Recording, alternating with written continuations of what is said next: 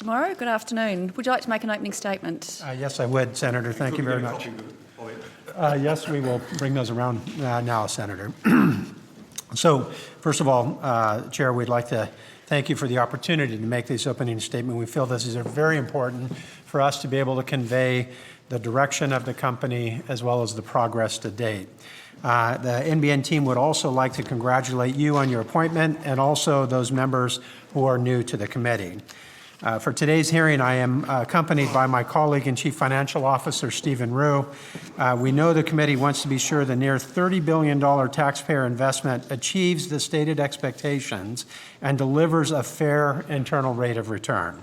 As a reminder, the expectations are to deliver universal broadband access as soon as possible at the least possible cost and with download speeds capable of at least 50 megabits per second for over 80% of the country and 25 meg for the rest.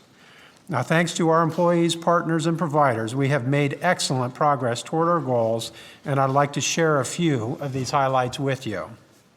As we spoke of in the Senate Select Committee, we ended this recent financial year on a very positive note.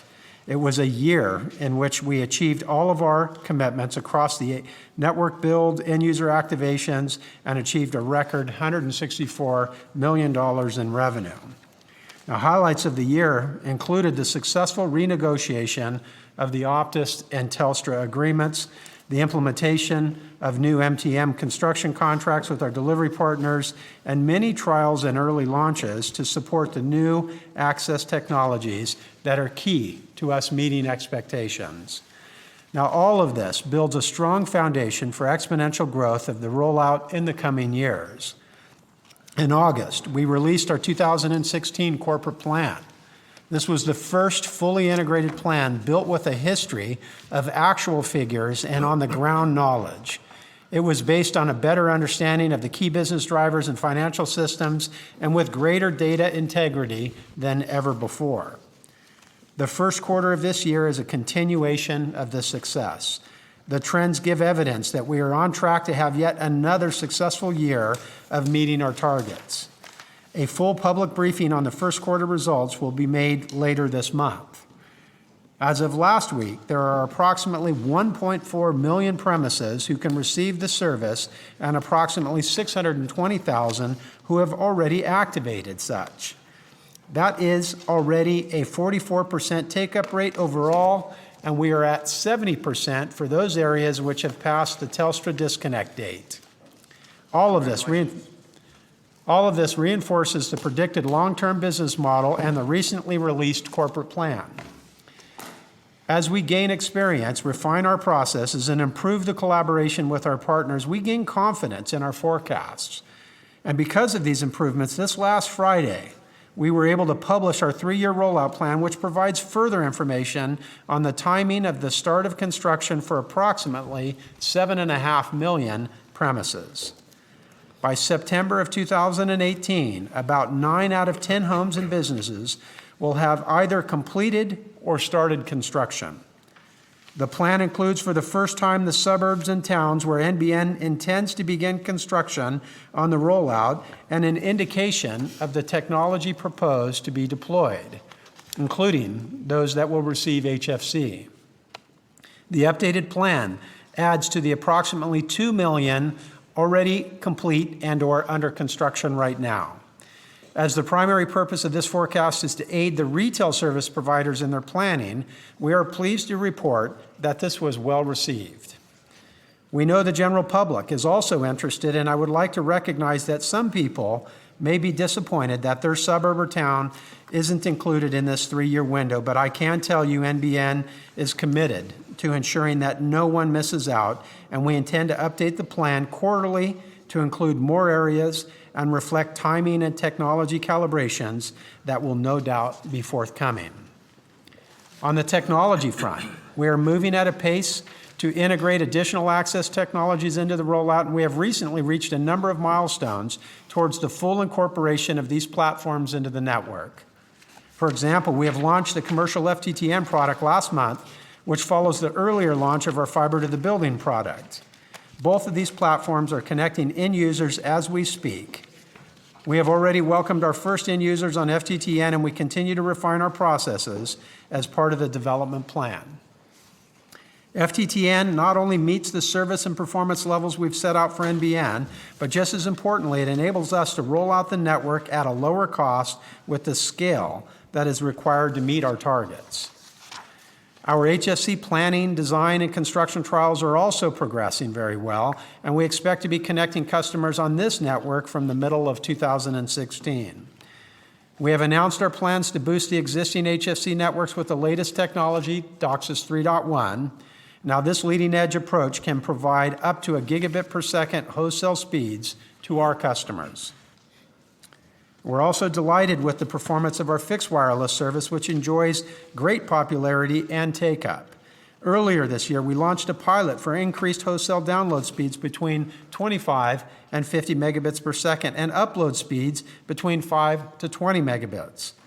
This is world-leading performance, attracting significant interest from a global industry, and promises to deliver regional Australians, and indeed those on our metropolitan outskirts, the sort of speeds that one might only expect in our capital cities.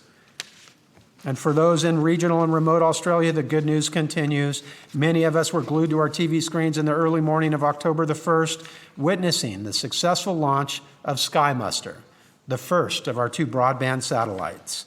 SkyMuster is now on station with some 36,000 kilometers above Australia in geostationary orbit. It has successfully deployed its onboard antenna dishes to generate the 101 spot beams that will serve regional Australia with broadband like they've never seen before. The process of in-orbit testing has now begun and will continue for 2 months to ensure systems are performing as expected, and then the satellite will be integrated with the 10 ground stations around the country. This will be followed by the end-to-end testing, including systems and processes that we use with our retail service providers. Now, once NBN has run a short customer trial and is confident that the product and our systems are ready to go, the service will commercially become available, and this is expected in the second quarter of calendar year 2016. The satellite system will have an aggregate capacity of over 130 gigabits per second. Now, by way of comparison, the current interim satellite service is capable of providing only 4 gigabits per second of bandwidth. This represents a significant upgrade in terms of capacity and speed that end users will experience. Once fully operational in mid-2016, SkyMuster will deliver an excellent service designed to provide wholesale speed options with our 12.1 and 25.5 product offerings. This will be a game changer for hundreds of thousands of people currently underserved with broadband capability, and will help ensure the benefits of broadband are available to all Australians, no matter where they live. The community response to this milestone was something I haven't seen before and underscores just how important Australians view the provision of quality telecommunications services, not just to the metropolitan and regional centers, but to the rural and remote parts of this enormous country. I was extremely proud of the NBN team, and while we paused momentarily to reflect on this historical achievement, we know there is still a lot of work ahead. I'd also like to update the committee on the customer experience. We have shifted the company to a customer-centric model and have made many improvements in the experience we offer to both our service providers and the end users. The results are confirming we are doing the right things, with our Net Promoter Score greater than 30 and a significant rise in customer satisfaction in both installation and product performance. Now, further evidence is while our end user base grew over this last financial year by 93%, the complaints to the TIO grew far less at only 69%. This is a 27% improvement over the prior year when you consider complaints per customer. Now, in some circles, there remains skepticism about the capability of fiber to the node. Notwithstanding the fact that this has already been deployed in many other countries and it is delivering an impressive performance. Often the argument boils down to anecdotal evidence about the state of the existing copper lines in the street. Now, I understand this, and I would be the first to agree. It would be absurd if we are replacing copper with copper. The fact is, Senators, we are not. Now, I would like to stress, we are not commenting on policy or alternative policy on the NBN. That is for others, and we welcome the debate, and I believe our role is to ensure it is a balanced examination of the relative merits of all of the technologies in our MTM design. We are, as we have said, technology agnostic. Much of the anecdotal evidence I have seen about our copper remediation in FTTN is misleading or just plain wrong. Perhaps based on a misunderstanding of what we are doing in the streets, global experience from telcos around the world tells us that very little remediation work is required on lines from cabinet to premises, and that's why it's such an attractive technology. On our experience, while limited thus far, Australia appears to be no different. We will need new copper to run from our node to the pillar, and in some cases, we will need to replace joints or add cable for additional pairs, but this should be the exception, not the rule. We've had to remind ourselves that FTTN is a fiber-based technology, so we are in fact replacing most of the copper from the exchange to the end user with fiber, and only a short copper tail is being left in place. Now, in any case, if we find the copper approach to be more expensive than fiber or wireless, then we will alter our plans. Now, I'd like to conclude by recognizing that while it is important to reflect on and celebrate the developments I've just talked about, we have to keep our focus on increasing the end game. The NBN board and management acknowledge that there are many challenges ahead of us in a project of this magnitude.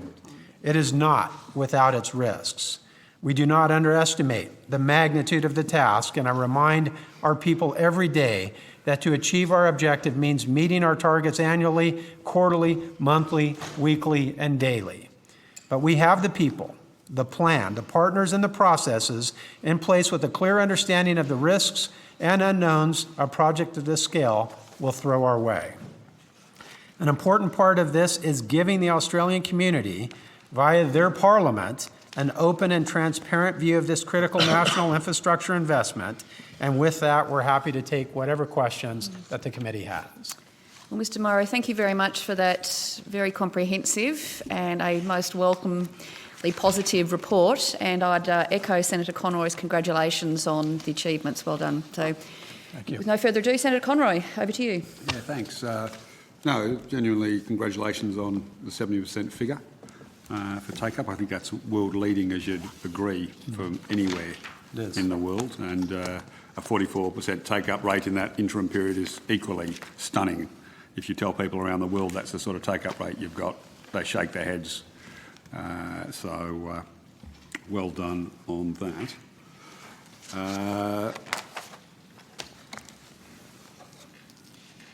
Now, I just wanted to talk about, and I think you said in your opening statement that people are misunderstanding what you're doing in the streets. So could you just repeat again?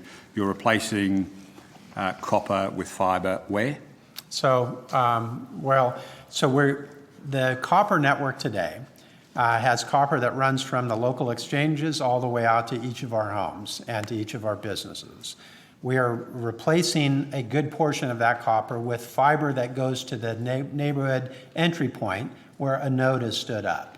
So all of that copper from the node back to the exchange is not anything that we would be using with NBN. In fact, it's not our asset when you look at the agreement that we have with Telstra. That remains and belongs to Telstra.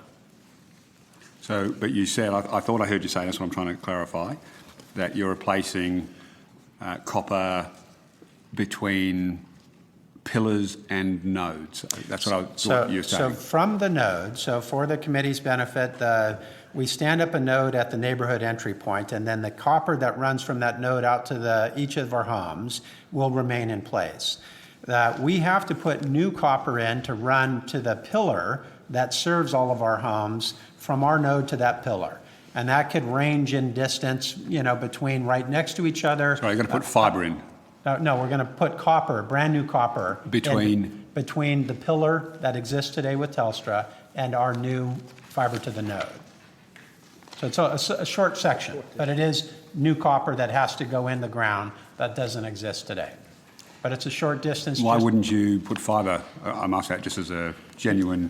Because it doesn't make I know, sense Senator, to so where the pillars put new are copper today, in the ground. Yeah, so today there's a feeder copper cable that goes into our neighborhood entry point where a pillar stands up out of the street, usually near the footpath. We want to access that pillar because it has a distribution network that goes to each one of our homes.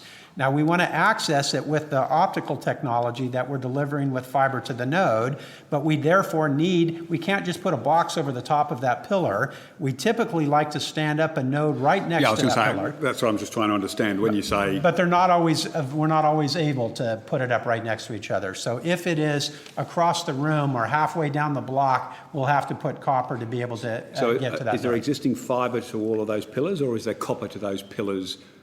So presumably from Telstra's exchanges to those pillars, there is copper or there is fibre at the moment? There is nothing. There's copper that goes there today, which we're not going to use.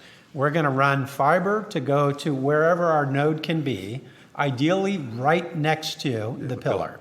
But that ideal is not always something that we can do. So when it has to be a couple homes away or even a half a block away, then we need to be able to access the copper that's in the pillar and tie it to the electronics that's in our node. And we wouldn't run optics to do that, because if we could do that, we'd stand the node up right next to the pillar. So we got to extend the copper over to the node. Now, the other area to where we could be putting copper, which I mentioned in the opening statement, is that if there are defective joints that are out there that have a trouble rate that's too high, we'll need to go ahead and make that investment to replace that joint as it stands. And then in the other case that I mentioned, if it turns out that there's not enough pairs going down the street to be able to serve all the homes that are there, then we may actually have to add pairs in that path to be able to get to each one of the homes. This is so right when you now, say things like add pairs, does that mean you're putting in new copper lines? It would be, yes. Okay, so it's not the case that you're not going to be putting new copper in the ground in some places. You'll say it's a limited number, but I just want to be clear so there is no misunderstanding. Yes, let's do that. That there are some instances where there aren't enough copper lines in the street, for no fault of yours, Right, indeed. that you would put more copper into the street, though so far you don't believe you've done that. Oh, we haven't replaced any copper that's in the street today. So there's been nowhere you've tried where you've encountered that system already, where there's not enough lines in the street because of pair gains or not. whatever. We believe that, again, it's limited information that we have, but we're gearing for it. We believe it will be the exception and not the rule when we need to change a joint or put additional pairs in to add capacity to the copper circuits that are there today. And of course, that distance from the node to the pillar could be as small as a couple of meters to as large as many more. So that's what we are talking about with the copper replacement. A lot of the innuendo that is being expressed on a number of media is that we're replacing copper with copper. If we were going to take a neighborhood of 100 homes and just change all the copper out there, then it would beg the question, why would you do that? If you're digging up and having the civils, why wouldn't you just put something else in like fiber? And naturally, that's something that we would do. That isn't the plan, and that's just what we're trying to correct. So this committee does not have the perception that we're just arbitrarily going out and running brand new copper down all of the neighborhoods that we're intending to put fiber to the node services in. Okay, I think you've helped clarify a couple of aspects. Now, I wanted to quote from your Telecom TV interview last week, and you say, fortunately, there are guidelines in Australia that stop one political party from using government investment to their advantage through the Government Business Enterprise Guidelines. That allows me to toe the line straight down the middle. So even if Malcolm Turnbull, the current Prime Minister, wanted me to push down a certain way in the current party's political favour, I'm actually restricted from doing that. That's what you said? Yes. So you are aware that paragraph 2.5 of the Commonwealth Government Business Enterprise Governance and Oversight Guidelines states that the government expects that GBEs in undertaking their business avoid activities that could give rise to questions about their political impartiality. Yes. And also section 1.7 of of the guidelines provides that GBEs are required to, quote, maintain the highest standards of integrity, accountability and responsibility. Yes. Now, who's your supplier of copper? I don't know. I'm sure we're trying to source from a couple of different. Are you aware, Stephen? We source some from Prysmian at the moment, but we would be trying to source from other people potentially. That'll be news to Prysmian. Their press release says that they were recently awarded exclusive supply of all NBN's copper cable requirements. Well, that's it. There's always time periods on these things. Then. So they're wrong when they say exclusive? I'm just asking that because I was expecting you to say exclusively At the Prysmian moment. because that's what their They might be the press only release one says. contracted today. At the moment.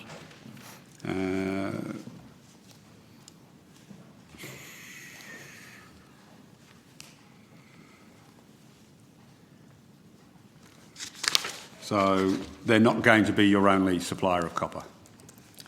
As a matter of general approach that we take within the company, it's always better to have at least 2 suppliers to make sure we're getting the best possible deal for the use of taxpayer money. Yeah. In some instances, it's a period of time to where it may be a single source, and in some instances, if it's so minimal, we may put other provisions in to take the risk and go with a single supplier. So Prysmian, this is their press release, Prysmian, and this is about a stock exchange disclosure. They can't mislead the market. It says, makes and supplies optical ribbon integral to NBN's national network and was recently awarded exclusive supply of all NBN's copper cable requirements.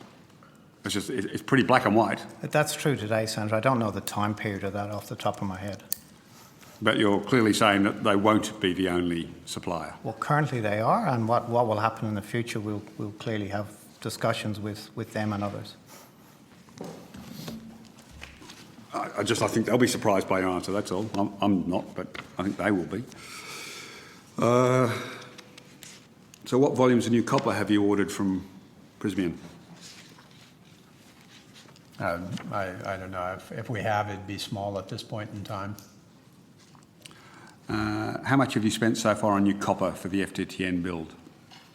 Senator, I don't have that with me. Are you taking a notice? I can certainly take it on notice. Couldn't be a state secret, could it? I'll take that on notice, Senator. Would it be commercial in confidence? Let me just take that on notice, Senator. What you need to take on notice whether or not how much you spent on new copper is commercial in confidence. I'll take your question on notice as to how much we've spent on the copper today. But do you believe it will be commercial? Other ones you've upfront said, no, sorry, can't, commercial in confidence. So I'm just seeking to clarify that I wait 3 months and get an answer that says, sorry, it's commercial in confidence, whether that'll be the answer up front or not. Senator, as I said, I'll take your question on notice. So that's one, just so we're keeping a tally of how many you take on notice. You broke a record last time, so we'll see if you can do the same again. Always better. So are you aware, is there a shortage of copper wire in the FTM build in any areas at the moment? And you're building mainly New South Wales, Central Coast, that's the main area you're actually under construction? We are aware that copper deployment is in the decline, and there's been many manufacturers that have scaled back their operations. We're quite well aware of this, and that's part of the procurement effort of looking to make sure that we have enough supply to meet the needs of what we intend to use it for.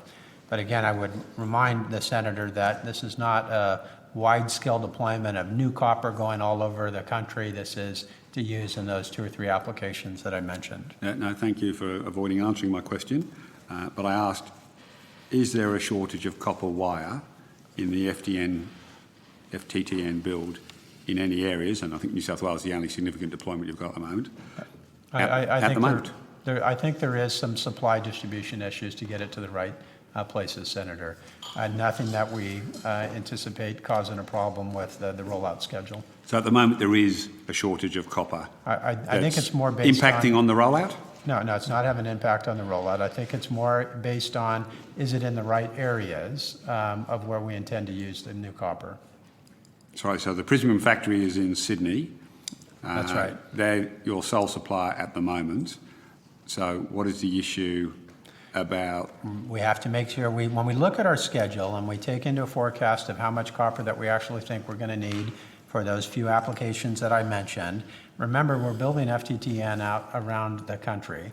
It has to come at a certain time and head to certain locations for us to be able to keep our delivery partners active in the build. When we look at it today, there is some distribution issues that need to be thought through. It's not something that is risking the deployment plan for FTTN, but it's a matter that has to be worked through, and our teams are on top of that and feeling confident about what it is that they need to do. Okay. So Prysmian can't supply all that you need right at the moment across the country. That may actually answer the question of why you're looking for alternate sources. I don't have enough of the detail to comment specifically about that particular company. Well, you just say there was a supply and distribution problem, that's what the which team- implies to me that they can't supply you all that you need right at the moment. No, Sandra, it's just a case of Prysmian is scaling up at this stage to be able to supply, and they will be I'm able accepting to, that, but that doesn't get away from the fact that they're scaling up to meet your demand, which means at the moment they can't meet your demand because they're not scaled up. I think you're overstating it, Sandra. It's a smaller issue than that. They have a plan with us to be able to supply what we need when we need it. Well, either there is a shortage at the moment or there isn't. I accept the point you're making that they're scaling up to meet your future demand, but I'm not asking you about the future, I'm asking you about today. And I think you both acknowledge, though you're doing your best to disguise it, that there isn't sufficient copper at the moment to serve your needs. You're saying it hasn't impacted the rollout, I'm accepting what you're saying, but whether or not there is sufficient copper is a fact. It's not a debating point. Either they can supply you what you need at the moment or they can't, and they're your sole supplier. No, that's my understanding. And again, it's a bit of a vague recollection of a meeting that we've had in the past here, Senator, where there is work being done with Prysmian and others to ensure that we have an adequate amount of copper in the right locations to deal with those few applications. I mean, it doesn't shock me because people have stopped producing copper to the quantities that you're going to need. So it doesn't shock me that's the case. They will, Prysmian are a good company. I'm sure they'll build up to meet your needs. But today, right now, my understanding is that they are not able to supply you. I'll confirm shortly exactly what the situation is, Senator, so you have the answer to your question. Thank you. But you would categorically deny that you've had to slow your FTTN build anywhere in Australia because you've got a supply problem because they're not up the ramp yet? There is nothing in our schedule that we have right now that is in jeopardy. So if I named a street and said, you've had to stop in this particular street because you've run out of copper, Senator, you'd say that's not true. No, I can't say that. That would be the case. Remember, as you know, if one street has a problem, an unencountered problem that we have to deal with, no, you just shift across to another street. No, I accept how the model works. That's why the net rollout should be all right. Bad place to pick. Sorry. No worries.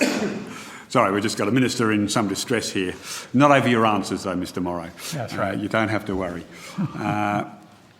So even though the point you're making is you would shift across to another area doing a different part of the deployment, it is possible that in some streets you've had to move, which doesn't mean you've stopped the rollout, but you've had to move because you haven't had the copper on hand. It could very well be the case. Okay. So just getting back to this issue, and I think you've tried to put it to bed, but there continues to be the misunderstanding. Has NBN Co or any of its contractors or subcontractors replaced any copper between the node and the premise with new copper as part of the FTTN build so far? You're saying it could happen in the future, but you're saying, to your knowledge, it has not happened at any stage. That would be a correct statement to my knowledge. We have not replaced all of the copper from the node to a home. Sorry, what was that? We have not replaced the copper from the node to the home. Have you replaced any portions of the copper from the node No, the not to premise? not that I'm aware of, but I will tell you that I have asked the question, and I was told that the copper is in fine condition, and we're seeing speed performances that we would have expect to have seen based on the modeling that we've done. So we're delighted with the condition of the copper that we have seen thus far. So NBN posted a blog on its website on Thursday the 15th of October titled Fact, Fiction and Fibre to the Node. And before I get to the subject of this blog post, I note that this blog post appeared only 2 days after the Shadow Minister for Communications gave a speech about the very same subject matter. You weren't responding to a political speech, were you? Senator, we respond to what's in the press. We respond to what we see on social media to try to make sure that facts are clear and misunderstandings or misperceptions are addressed. Were you directed to by the Minister's office? Not at all, no. Now, the blog I'm referring to said, and I quote, "So far in our FTTN deployment, we have not had to replace any copper or perform any substantial remediation work to the copper running from our street cabinets to the end user premises." So this is NBN saying that you've not replaced any copper between the node and the premises as part of your FTTN build. That's consistent. Right. But shortly after this blog went up, it was taken down and changed. And the changed sentence now reads, so it's about 15 minutes. So far in our FTTN deployment, we have not had to replace any copper or perform any substantial remediation work to the copper running from our street cabinets to end user premises with new fibre. So I'm just, that change at the end changes the meaning of the sentence. Sounds to me like they were just clarifying. Well, it was clarifying that you didn't replace any copper with new fibre, which changes it from a statement where you said we didn't replace any copper with copper. So you could, if you read the new sentence in the second blog. Yeah. Again, Senator, we'll follow up on it, but at this point there's been no copper that has been replaced out there. There's no hidden skunk works going on to put new copper in and not tell anybody about it.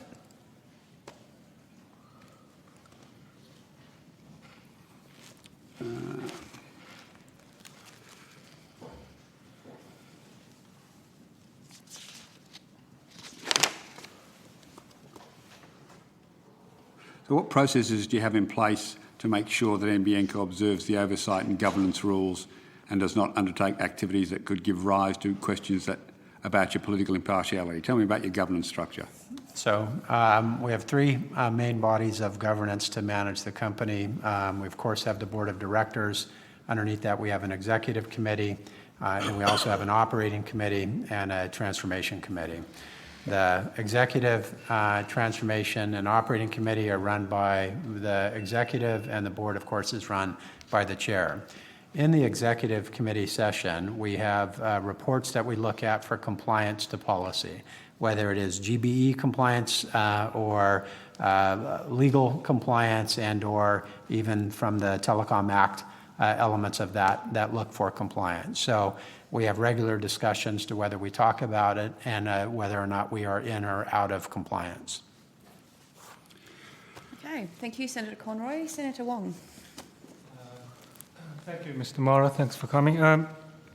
My question is around the NBN satellite. Can you tell me how much did it cost the government or the taxpayer from the beginning of the design, manufacturing, and the launch, how much did it cost us?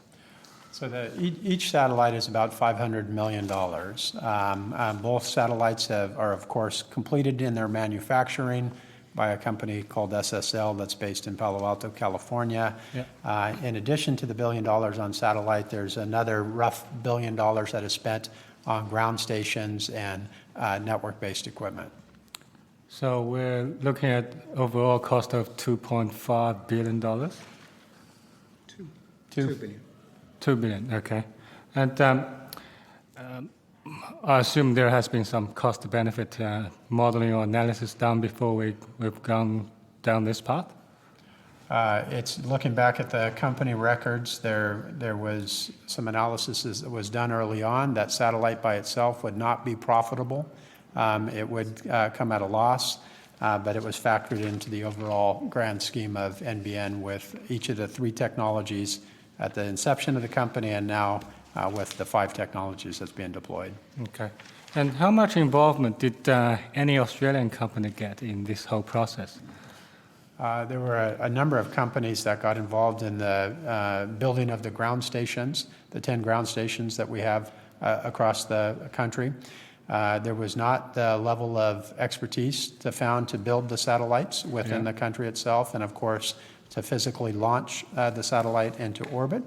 Optus is a company that we're using for services that will more or less fly the satellite and keep it in its orbital slot.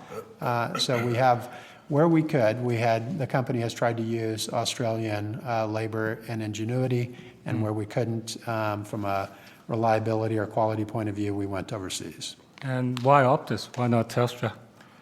We just felt at the time that Optus offered a better product, a better price to our investment by the taxpayers, and they have a great deal of experience in doing this. Okay. So if I'm asking you to put a percentage of the work that Australian companies were directly involved in, what percentage would you put on the table? If it's in money spent, it would probably be a small portion. If it's in labor hours, it would probably be much larger. But we don't have that information on hand, Senator, at this point. I'm probably not very interested in terms of money or labor. I'm more interested in terms of the know-how, the technology, the expertise that we have that contributed in this whole project. Yes. That would be probably lower than the percentage of labor? Both, yes, it would. Okay. Much of the labor involved in building the ground stations is classic construction type labor.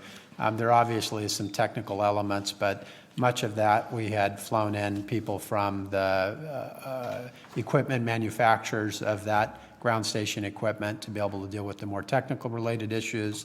I can say, Senator, that within the NBN team directly, they have learned a great deal and have become experts themselves on a number of elements related to the building of the ground stations, the satellites themselves, how to coordinate and manage the project overall. We're quite proud of that, and we hope that that could be put to good further use here in the country. Yeah. Let's say if in the future we're going to launch more satellites for whatever purpose, do you think there's scope for more involvement from Australian companies and so we can learn more and more from the experience?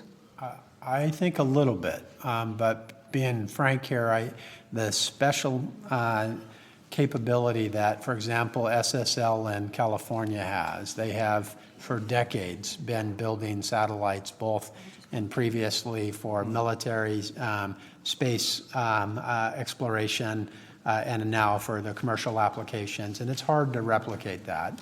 Equally so when it comes to the launching of those satellites, these are companies that have perfected this over the years, and it takes many, many years of looking at safety records and effectiveness to be able to have the rankings and ratings that they have today. So I think it would be low in nature. Okay. Well, I think the future for us is infinite, and I think even though it takes decades to build up the experience, I think we should start now, don't you think? I do, Senator, and I think in a couple of different ways. The experience that we're learning about building these sorts of networks can be put to use in the future, but equally so, and probably even more important, is now what this technology will enable for all Australians. I am just fascinating to see other countries that once they get to a certain penetration level about how the ecosystem grows and evolves. And I think for our country, when we have universal access, that everybody can be on the internet, you're going to see a bigger demand. That demand is going to be met by a greater digital supply, and that is going to be, I think, the elbow in the curve for bringing so much ingenuity, so much entrepreneurial behavior, so many more opportunities for people that don't have today that will raise this ecosystem that you're inquiring about. So maybe one day we can be launching our satellites ourselves? I would hope so. Let's keep that ambition, Senator. Okay, all right. Wouldn't WA be a great place to start? Obviously. Yes.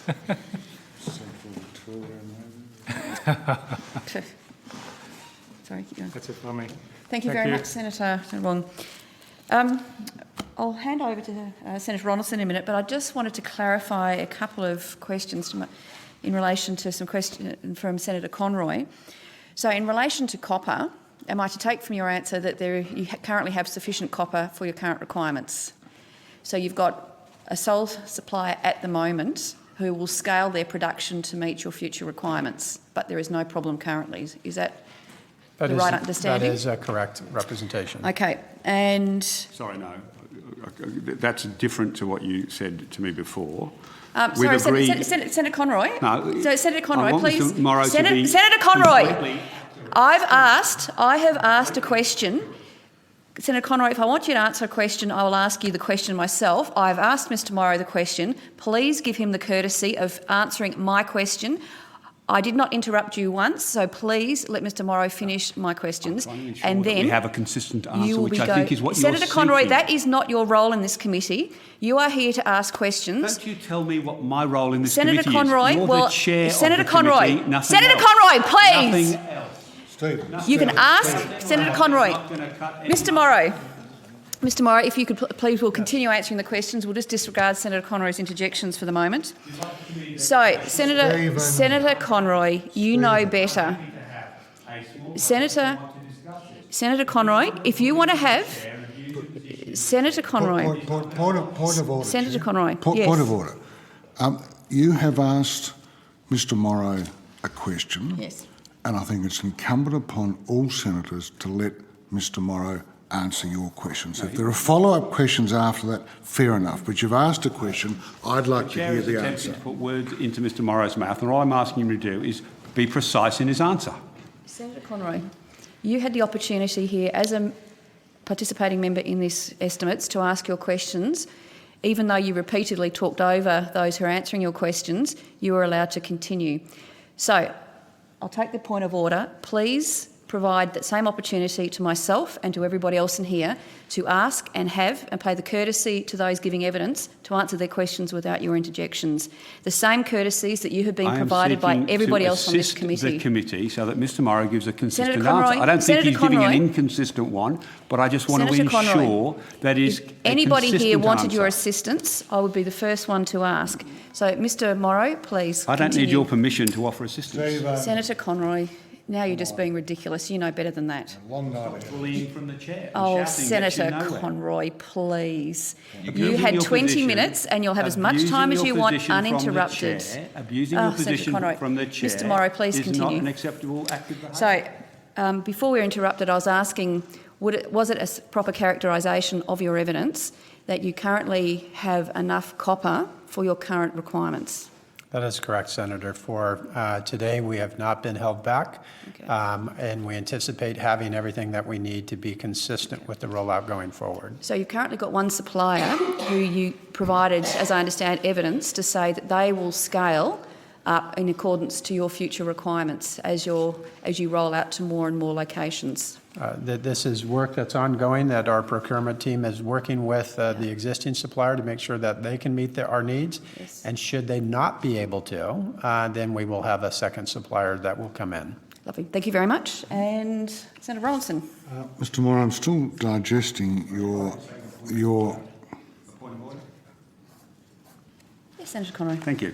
I was just wondering if you could clarify the procedure by where you get to ask questions, Senator Ronaldson gets to ask questions, Senator Wang gets to ask questions, and the opposition appears to be getting to ask no questions. So I'm just looking to see what order you think you're applying to the process. Okay. Senator Conroy, as when you first started, as I advised you have a talk to the Deputy President, we have worked out an arrangement... The Deputy Chair, is that everybody gets an opportunity to speak. People can actually ask questions as long as they want. But in deference to those who are appearing to try and keep on schedule, we have been rotating it around. I hope with they've an allocation. got plane bookings they can Senator cancel. Conroy, you've asked me a question. Please allow me to answer it before you ask another question. So we have been working round, and Labor so far has had, I'll check in a minute, but over 55% of the time today in terms of this estimates hearing. So you and your colleagues have certainly have a fair opportunity. Can I seek a clarification then? Do you believe... Senator Conroy, why don't we'll just adjourn for 5 minutes and we'll just have a quick private meeting outside. Chair, if it helps, NBN's on until 10 o'clock. We're adjourning for a moment. I think the Chair's just adjourned the meeting. We'll just adjourn for 5 minutes, have a talk outside, and I can provide all the information you want.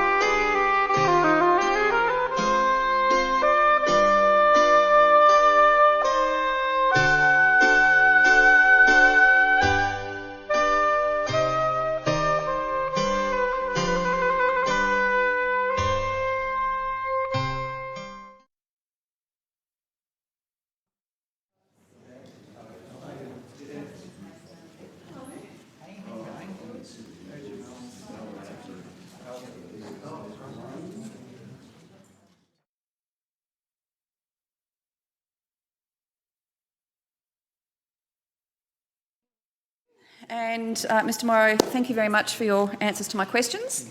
And I'll now hand over to Senator Ronaldson. I think the last thing I said to you was that I'm still digesting your opening statement, so I'll go on from there. And it means that I won't have to ask a number of the questions I had, so I do thank you for that comprehensive answer. Can you give me some indication about the, with this forward plan, the relevant number of premises which will be covered by each access technology? Is it possible to give some indicative figures on that? It's in the corporate plan, Senator, just finding it.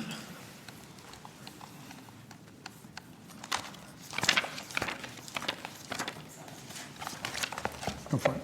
Go for it. Is this at the end of the rollout, Senator, you're asking? Yeah. By technology, is that what you said? Just roughly. So FTTP, 2.4 million. FTTN, which includes fibre to the basement, 4.5 million. Yeah. HFC, 4 million. Fixed wireless, 600,000. And satellite, 400,000. Okay, thank you. And if you add them up, it comes to 11.9, and that's from page 39 of the corporate plan. Yeah, okay. Now, what's the international experience of rolling out broadband over the HFC and FTTN? And how many premises have been passed over a similar time frame in the UK and the USA? Have you got any indication of that? Well, we are applying this in a different way. I'll start with your question on HFC first. We've been able to study from and learn from a number of different companies overseas on how they have taken the HFC network that was designed for video transmission and have upgraded it to be used for a broadband network, much like we're considering. None of them have actually taken it in the project approach that we are, which includes adopting it and rolling it out as fast as we can to upgrade it from its current state into this new broadband efficiency state. So there's not a like-for-like comparison in the rollout. There is a like-for-like comparison in terms of the way in which the technology is used. Today, many operators are using what they call DOCSIS 3.0 technology. What's that? It's called DOCSIS 3.0, which essentially is the modulation scheme that is in the electronics. That one bit of the electronics on one end is in your house that your TV is actually plugged into, and in the future your wireless modem will be plugged into. And at the other end is our central office exchange to where that technology speaks to each other. It has great spectral efficiency behind it, which allows us to increase the bit rate that we can offer to each one of the consumers. In the DOCSIS 3.0 technology, they are reporting speeds of 300 megabits per second that they can offer to their end users. I would advise the Senator today that we have Telstra and Optus, which offer broadband service over these same HFC networks, and some of them have a form of DOCSIS 3.0 within it, but it is limited to 100 megabits per second in the way that it is currently being applied. What we will do is upgrade those modems to a newer version of DOCSIS 3.0. We will condition that coaxial facility to where it can handle more homes with a greater amount of data consumption and speed, and of course upgrade all the electronics that are back in the central office exchange. So right from the beginning, the DOCSIS 3.0 that is partly deployed in the country today will be upgraded to go up to the 300 megabits per second, but we are gearing the modems right from the beginning for what we call the next version of DOCSIS, which is 3.1. And then in 2017, we will upgrade the exchanges. That will lift that 300 megabits per second up to 1 gigabit per second. That is highly spectral efficient. It's super cost effective. And again, it offers speeds that borderline itself with the current offering in fiber to the premise. So it's an excellent use of the infrastructure that's already in place today. Look, this might be an ignorant question, but if the technology enables a 3.2 or a 3.3, can that be implemented with the existing infrastructure once there's been that upgrade? Indeed. So you don't require. So if you go to a 1 or 1.2, 1.3, you don't require any other infrastructure to support that? It's a very good question, because the way in which the technology is evolving, we ideally would want to start with 3.1 technology across everywhere because of the improvements in speeds and the spectral efficiency, so the lower cost for updating the network. But because that technology is not going to be mature enough for us until the early 2017 timeframe, we're going to go ahead and deploy these modems out into everybody's house that will use DOCSIS 3.0, but have 3.1 capability within them. Now, while 3.1 won't be turned on, it enables us, when we do the upgrade in the exchange, which is far easier, then you can just do a remote signal that goes down, triggers the 3.1 chipset that's in that device, and we get the performance speed uplift. So we won't need to go back out to the neighborhood. We won't need to involve the customer to do anything. There will not be a box replacement within the home, but you'll see that natural lift in that 2017 timeframe. So is a 3.2 sort of 2-decade change, or is it a decade change? What's your view on that? Well, the speed of technology continues to evolve very fast. Just when we started the project of looking, DOCSIS 3.0 was really the primary technology that was being deployed. That's what we had studied.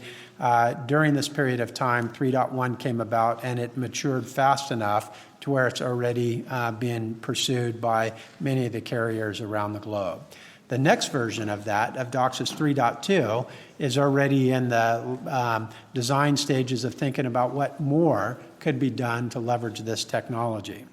Senator, one of the good things about utilizing this infrastructure in this country is that it will represent, as Mr. Rue explained, over 3 million homes, and it's an infrastructure largely already built. Because around the world, there are two competing technologies. The most two effective approaches for quality broadband are fiber and coax. And because these two are competing head-to-head with each other in many developed countries, you get R&D that is poured into both of those.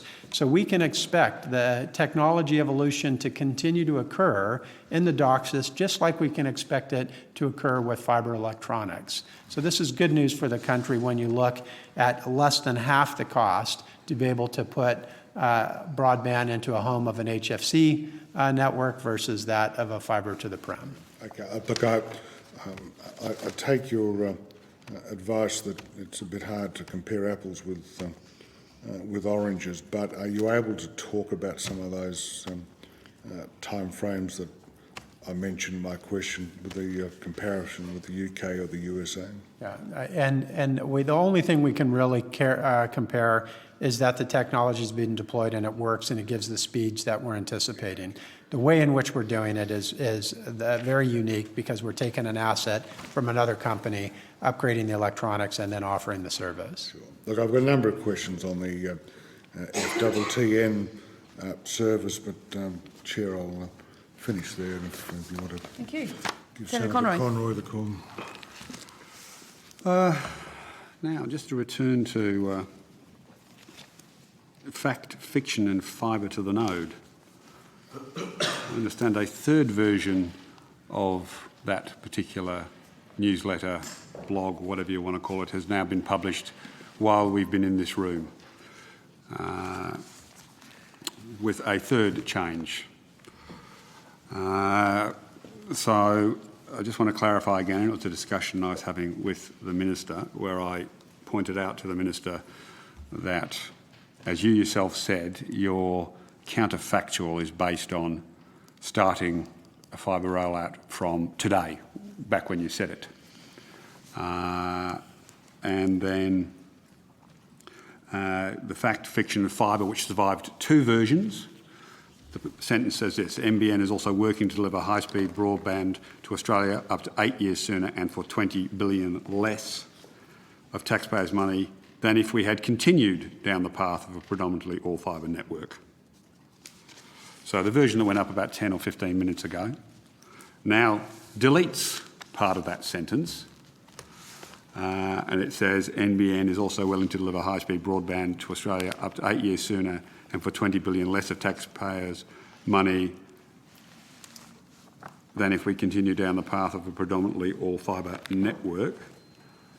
And I think I've been given the wrong version, unfortunately. So I'll come back to you in a moment just to highlight the difference. So I will come back to that. I'm sure I will get the updated If you could show us version. the document, because I'm a little confused. No, my problem is I can't because I've been Okay, given the all right. wrong one. No problem. So I'm sure that'll be fixed. So just going back to the questions before we're talking about. So when Senator Reynolds attempted to summarise your own words for you, we just want to be clear. No, you didn't. You summarised them around this issue of whether copper, there was enough copper right now today. I said to you, I don't think it's affecting you, but you agreed, and I'm now asking you to say yes or no, to say if I've misinterpreted. I thought you indicated clearly that right this moment there's not enough copper for your need right now. We agree they're building up and they'll get there, but that right this moment it's not the case. And Senator Reynolds' clarification appeared to change your answer. Well, no, Senator, I think my answer has been consistent, but allow me, please, to restate and clarify. Today, with the copper to which we need to roll out FTTN like we have been, it is not an issue. There is not enough supply or current manufacturing output by Prysmian to meet all of that to which we need over the coming years. So therefore, Prysmian needs to ramp up to be able to do that, and we stand ready to go to alternate sources should they not be able to do that. And that's simply the case. That's why we do not feel this jeopardizes the current rollout schedule that we have. It doesn't affect anything that we are doing today. But yes, our supplier community needs to do something more, as there is not adequate capability to meet the needs of the future as it stands right now. So you're saying you have enough copper for everything you're doing right now in the streets? For the near term, Right now. You'd be very clear, Mr. Morrow. Yes, I am. Again, for the near term, we're fine. So in Campbelltime, in Gosford, in all the places you're deploying fibre to the node right now, you haven't had to pause the copper laying and move to other parts of your FTTN rollout at all. You have such knowledge of your entire rollout, you can categorically tell us now without checking. I know where the rollout has been launched, Senator. It is still in a relatively small area, so it's very easy for me to conclude that the copper supply is adequate to continue with the current rollout plan that we have. We need more copper. There is no doubt than what the current manufacturing ability of Prysmian offers today. They know that. They're working on it. There are ways in which this could be ramped up to deliver it. That might have some impact, in terms of which areas that we go first, or which focus on FTTN or FTTP or fixed wireless that we have as well. But again, it's not a problem for the rollout. It's something that's a supply issue that we deal with on a regular basis. Now, how many metres of copper have you purchased from your vendors? Commercial in confidence? Can I take it on notice? Is it commercial in confidence? Senator, can I take the question? You must be able to... No, I'm asking a second question. Is it commercial in confidence how much copper you've purchased? Let me take the whole question on notice, Senator. It's two questions, it's not a whole question. Well, the question and the follow-up question. I'll take that on notice. That's two for Mr. Roux.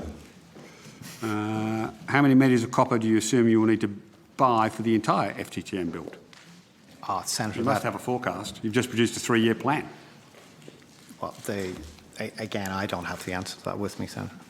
Mr. Morrow, You tell me you know everything about this company. You don't need anyone other than the two of you to appear before us. In fact, I knew everything You about refuse this to company, bring but I don't. anybody else to the committee hearing, blatantly in breach of what the committee asked us Senator, for. I'd have to bring all 3,600 people here now you're being and a all the little silly. systems and everything to answer your level of detailed questions, which I appreciate because you're looking after the interest of the taxpayers, but there is no way we can bring every answer to the kind of questions you have to the table with us, and hence the reason that some will be taken on notice.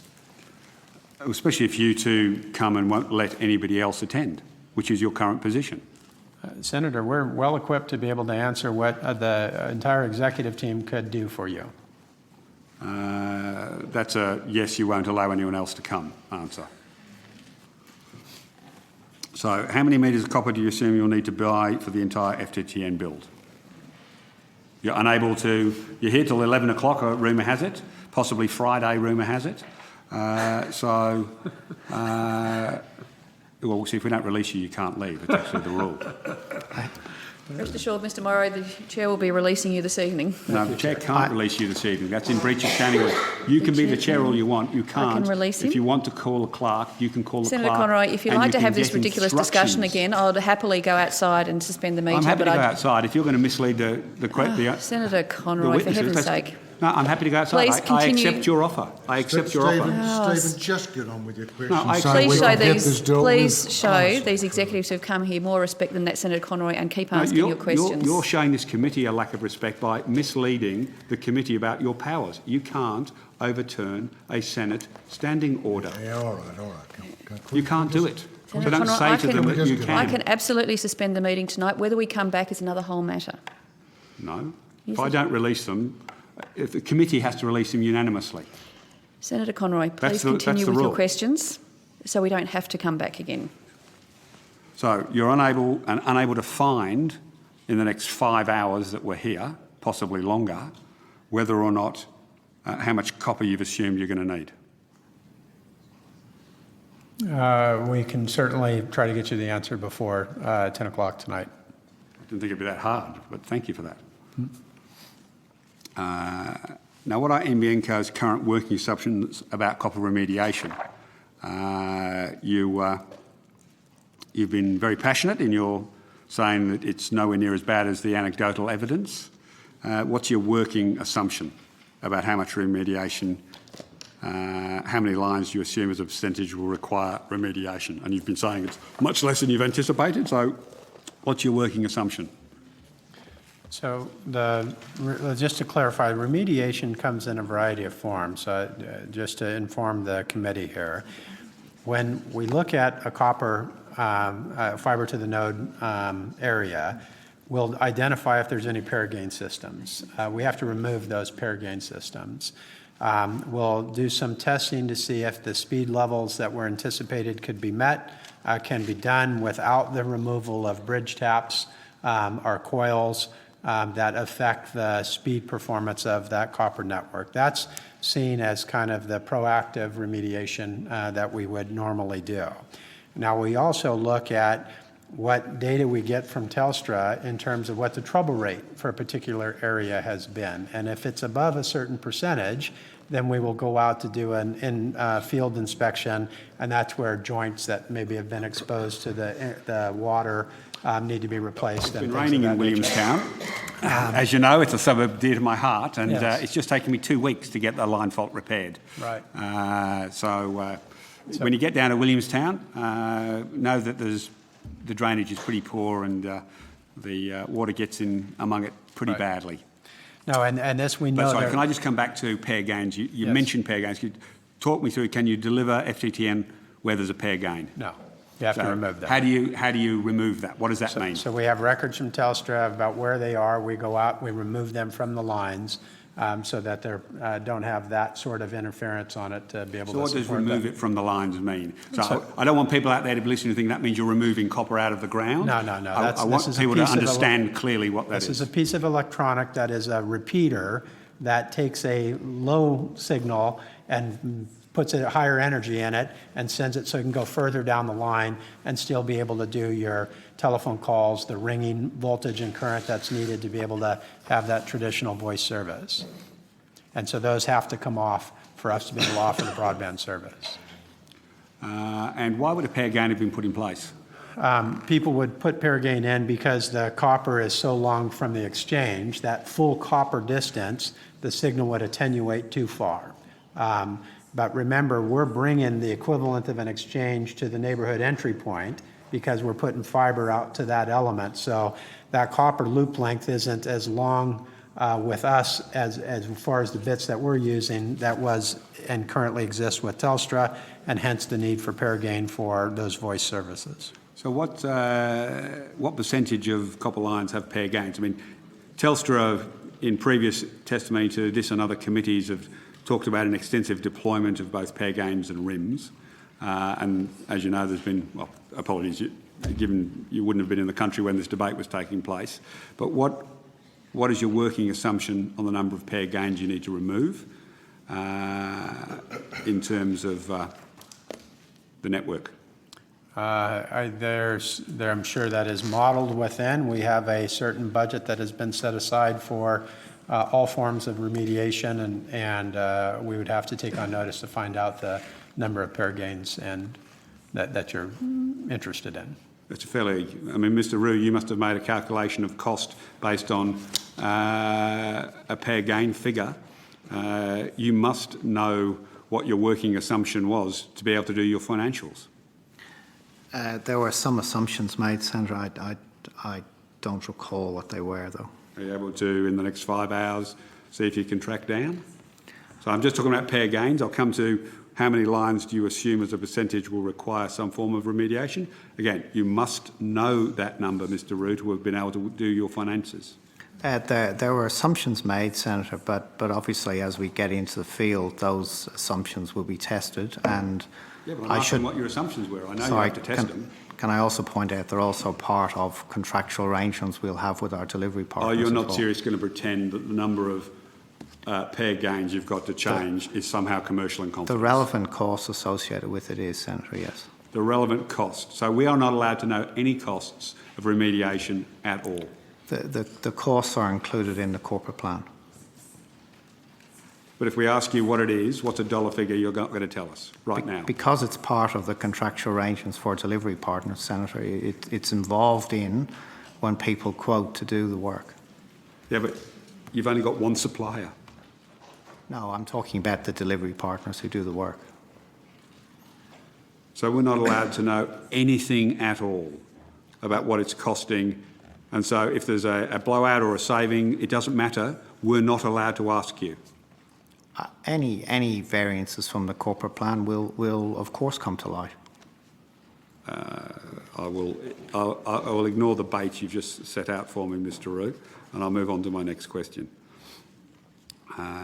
What has been NBN Co's experience to date in the trial areas being constructed by Telstra and under the MIMA contracts? How many lines have required remediation as a percentage? And I appreciate then you've got Mr. Brown's blog saying no substantial remediation, but I'm now asking how many lines have required any remediation as a percentage?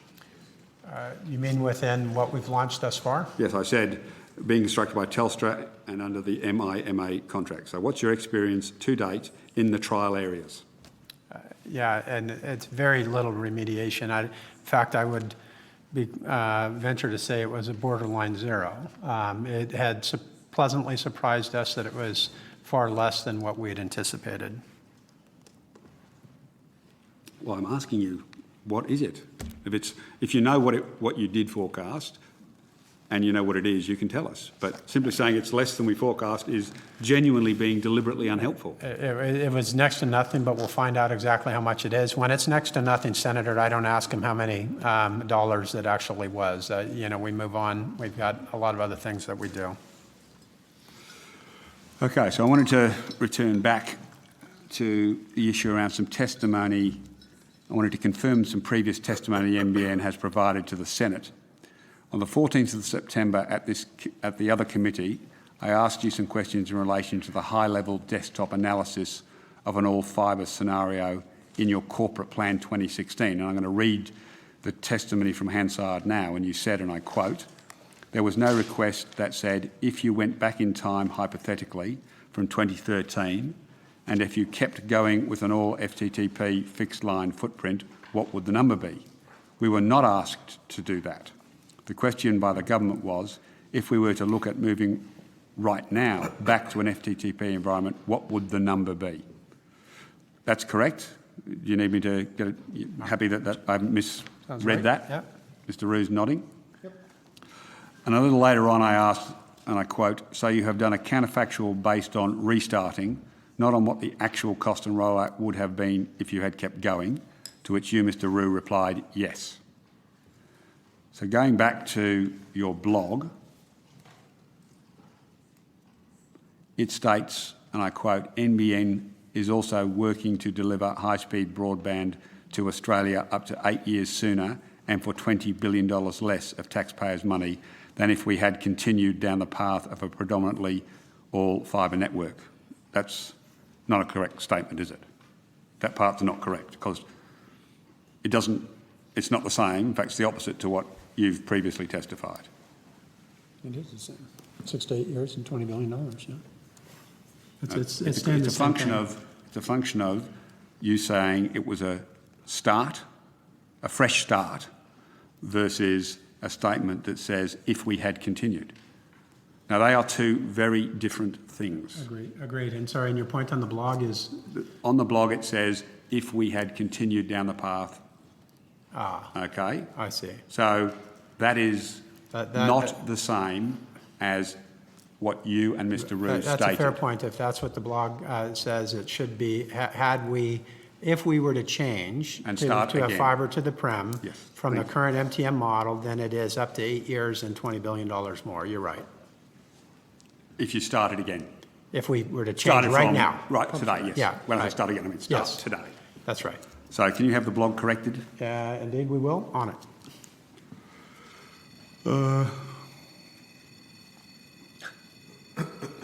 Bad news. Is that the bells? That's not. Is that the bells? It's green. There's no get out of jail free card here, I'm afraid. You've started That's yawning. This is a green. good sign. So what has NBNCo's total spend on copper remediation activities been to date? Very small. Are you able to give us a number? Can you chase one up during the course of the evening? We can certainly chase that up. If we have it on hand, we'll provide it. Otherwise, we'll be happy to take it on notice. They're two very different things, Mr. Morrow. If the team has it quickly available to No, them, then they'll thank you. provide it. I don't want to have everybody. I don't have a lot of faith in the team responding quickly if it's got a get out of jail free card of, the boss has said, if we don't send it to him, it'll just be on notice in 3 months' time. I don't want you to take And that if they personally, don't, Mr. they'll take it Morrow. on notice. I can assure you they'd rather get the question out now because it means more work for them later. It's either now or later, so. So Mr. Adcock noted at the last hearing that NBNCo had a, quote, remediation tree, he described it as, a remediation tree, to deal with copper. I assume this is a decision-making matrix of some kind. More or less, it's an algorithm to how to be able to look at how much remediation is necessary. Okay. Now, so I assume this remediation tree is contained in a field guide of some kind, so the contractors know what to do? I don't know if it's in a field guide or not. I'm certain it's something that the engineers look at when they do the high-level designs. But on the ground, I mean, they've got to know, how do we treat open pit? There's a bit of copper, look at it.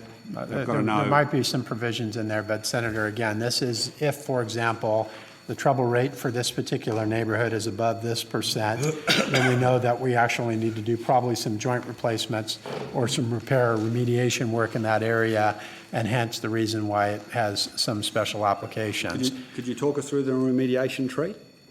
So again, if you look at it in the sense of how much copper pairs are available to offer the service, that could drive some remediation work. How many pair gain systems, or if there are pair gain systems on there, that would necessitate remediation work. If you want to look at whether or not the line conditioning is going to be affected by bridge taps and coils, that may need to be removed. That could be remediation. the trouble rate component of this. If it's above a certain percentage, then it's going to have remediation work to go out and replace the joints. And if it's the trouble rate is beyond a threshold, so it may be a minimum to change the joint. If it's above another level, it is wipe the whole program. We've got to look for an alternative technology. Is there a schematic that we can get a copy of, just to explain, because the Hansard can't pick up your hands as they were moving around to describe it. So I'm hoping there's a schematic that's reasonably easily available to us. I don't know of a schematic. I'm just going by the discussions I've had with the engineers about what we look at, but we'll certainly look to see if there is such available. Okay. Thank you very much, Senator Conroy. Senator Ronaldson. Well, we had a bit of a chat before about the multi-technology mix, and I understand there's some construction pilots across New South Wales and Queensland. I said before I want to get back to the FWN. So those first commercial FWN sites have been opened up, and can you just explain for me, please, the process of going from construction to ready for service? Indeed. So we're fortunate that we have well over 200,000 homes that have already been prepared and construction completed to be able to serve FTTN technology. We haven't released all of those homes because we are going through a process of refining. Can you explain that process for me, please? Yes, indeed. So the first thing that we need to consider after we make the network ready is it acceptable? Do we have all of the maintenance people that are in place from our delivery partners? Do we have all the assignment record details to know which pair goes to which house and where it's identified within the pillar, what color code it is within the pits? All of that is necessary to be able to make sure it's provisioned correctly and that you can maintain the network adequately. So to get that information, we take data from Telstra, which is their accounts and their records. We put it into the format that our IT systems use. We work with our design partners to be able to be sure that that is consistent with what they have seen when they were actually doing their field walks. And then we prepare for the next phase, which is having our RSPs interact through the systems to be able to do an order taking, a service qualification, and then the order processing, and of course, then the way in which the system actually pulls record details to go back to the RSPs to give an idea of usage and product performance. And what's the next step in that process for getting a customer connected, or is that implicit in what you've just described? Well, that has to be ready before you even get a customer connected. So now, let's say everything is in place, ready to go. We've declared the area ready for service, and the RSP will contact you. Our regional service provider will contact you. You will choose amongst however many is available in your area which one you want to use. You will agree with them what product you want, which is your access line rate, maybe how much usage you intend to make, whether they bundle it with some other product that they have, for example, a fixed line phone service. And from there, the RSP will process through an online system back through ours to do the service qualification, saying on FTTN, you qualify for a 25 megabits per second speed, or maybe you qualify for a 50 megabit per second speed, or even greater. You may even qualify for 100 megabit per second speed. That service provider then knows what they can actually assure to you, and then they press the button and say that it is confirmed, it goes through the system, and it's turned on. They will give you, the consumer, an electronic box that will go inside your house that will plug right into the plate that is on the wall that your phone went into before. We may have to dispatch somebody out to the node to run a cross-connect jumper from our fiber node to connect to that pillar, and then you're all up and working.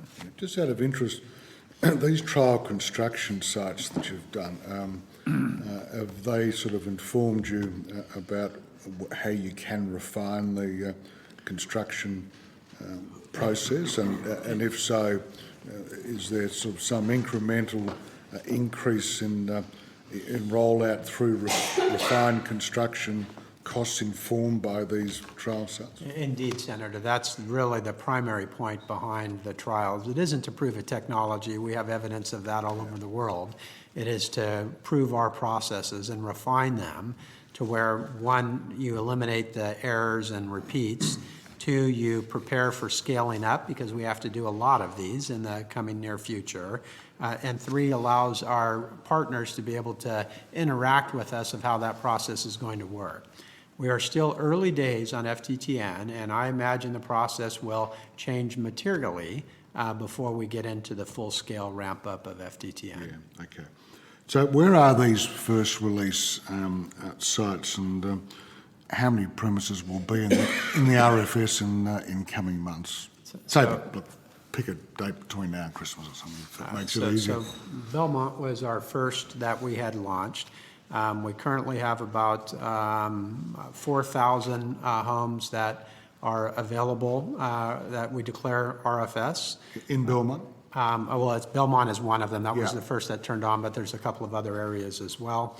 And that this will rapidly grow between now and the end of the year. Yeah. And the exact number, I don't think we have published in the corporate plan.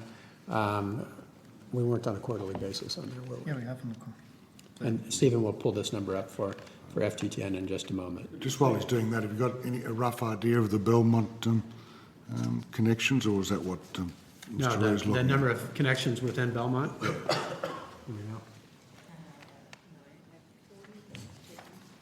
Not active end users, but number of RFS. Right, we'll find out for you soon. So today, when you look at the FTTB and FTTN. On FTTN, I know, I'm asking for FTTN. I'm following up his question. I promise I'll answer that. We have about 500 active end users on the two node technologies, B and N. There's about another 500 orders that we're processing right now. So 1,000 in total. If you want to break it down by N versus B, there's roughly 50 that are on the FTTN active end users today, and a large portion of those that are orders in the process. So, Hang on, well, Stephen. so I didn't mean to interrupt. I'll just seek clarification. Well, do you want to? No, he's clarified. I'll come back. Yeah. So, Senator, sorry, to answer your question, we haven't Yeah. got the end of year, but we have the end of June 16 numbers. We'll have 500,000 FTTN RFS, Yeah. and we plan to have 75,000 customers on those. And the target for this financial year? That's That is the what I just target, did. yeah, sorry, okay. And which RSPs are selling live in the FTNN areas? We have M2 and the service providers selling in our FTTN areas, iiNet and M2. And Telstra is very close to starting up. So you expect more of them to be on board? Yes, they're all just ramping up. Again, as you pointed out, Senator, you do this in a way to be able to study your processes, refine them, and the RSPs come on gradually. Yeah. And what's been the response from industry to this switch? The industry has been fine with it. In fact, we've had customers that were originally had signed up and applied for a product we call Technology Choice, where they were going to pay for their own fiber to come to their house rather than use FTTN. Once they turned on FTTN service and they saw the speeds that they were getting from it, they canceled that order. So the people that are using FTTN, while it is a few, they are pleased with the service, the experience that they're receiving. What are the speed tiers that have been sold by the RSPs, and what sort of speed retail plans are they are end users purchasing? So they have what we've referred to as a 12 megabit per second product, a 25 megabit per second product, and a 50 megabit per second product. Most of these are at the 12 and 25 today. And are you happy with the way the network's performing for these end users? Yes, we are, Senator. I think it's early days, so I do want to put a little bit of caution to the wind here. but we are pleasantly surprised with what we have seen. Senator, you asked earlier about Belmont. There is 2,111 homes that are now ready for service in Belmont. 2,111. Yes. Well, that's great news for down there. Now, and I'll just finish on this, Chair, although I see I've got 10 minutes left, but I'll come back to this. So how many nodes have now been completed? Are you aware of that? Well, there's over 1,400 nodes that have been constructed and are up and ready for us with the construction completed thus far. Yeah, look, actually, I might just keep on going. It'll only take a couple of minutes. And so the construction process for the nodes and the fibre which is connected to them, can you just quickly explain that construction process for me? Right. So from the exchange, we will pull fiber through the various ductwork that's already in place to go out to a neighborhood entry point. That fiber will come out of the ground. There we install a cabinet or a piece of furniture that we often call it. That fiber will terminate into optical line terminating devices. So this is the electronics that convert the optical to the electrical signal. On the back of it, there is a copper connection that ties to those electronics. From that copper connection, we run a jumper over to the copper circuit that's going out to each of our homes. And that is the installation, final stage of the installation process where we run that jumper. Yeah. So what work needs to be done at the exchange, and how long does the construction take to complete the fibre run from the exchange and then to the stand-up node? Each area varies considerably, but because we have done already a number of fiber nodes, we have a pretty good process in a sense for pulling that fiber out to those locations. And we don't have enough data just yet with the experience to give you a run rate that I would be comfortable with, but we should be able to have that toward the end of the year. Yeah. And have you measured the maximum line lengths in the areas where there are now nodes? So the way in which the technology works, in order to ensure the government's expectation that everybody gets at least 25 megabits per second, that we figure is roughly between 900 to a kilometer, 900 meters to a kilometer. There is less than 10% of the homes that extend beyond 600 meters. So we feel quite comfortable that the majority of the homes will get a solid 50 megabit per second service because of their distance from that node that we're installing. And for the few that are beyond that, they'll get 25. And where there is copper loop length beyond that ability to maintain 25, we have alternative technologies that we're going to bring to those areas. So does that effectively answer my next question about whether you've measured the line speeds out to those maximum line lengths, and that's the, or is there a separate answer to that? No, question? so once, if there is a copper loop length that goes too far beyond the 25 meg capability, so again, call that roughly a kilometer, then what we would do is first look to see if we can bundle pairs together, because then you get a better attenuation and a higher signal that gives you the higher speeds. If that doesn't work, then we could look at the cost of actually pulling fiber down and using what we call fiber to the distribution point, which is still not taking fiber all the way up to the house, but brings fiber closer to the home to where that copper loop length is much less. And of course, we look at a fixed wireless applications to where a new tower may go up to support those homes that are too far distant from the node itself. Your suggestion that you're using an alternate technology is you're moving the fibre deeper. That's correct. And keeping using the copper. As one option. Yeah, no, but you're using two existing technologies, fibre and copper, and you're just deepening the length of fibre. That is correct. There's Yeah, still so it's not a new fiber to the technology, it's just, No, well, it's just a deeper rollout of fibre.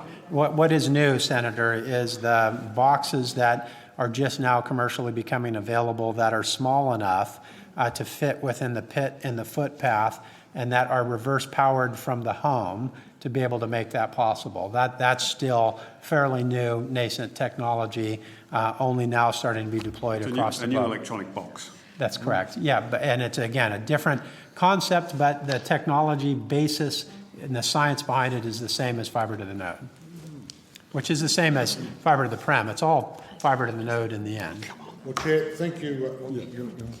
Thank you. Just one question of clarification on that. You said that it's reverse powered from the household. Can you just explain that a bit further? So, in these rare cases to where we need to bring fiber further out closer to the home, instead of running fiber all the way up into your house, which is very disruptive, it adds over $1,000 extra cost just to bring it up to the side of your house. This technology we would actually put into the pit that's in front of your house. We would terminate the fiber cable there. Out of this device that converts the optical signal to an electrical one is the copper pairs. We tie in the copper pairs that's already there going up to your house, the lead-ins that it's referred to. Now, to make that box work, because there is no electrical power coming down the optical line, in your set-top box that you have to have in your house for all these technologies, it draws the power from that, puts it over this copper line that is running 300 meters from your house, or maybe 100 meters from your house out to the footpath. Thank you. It's a brilliant technology.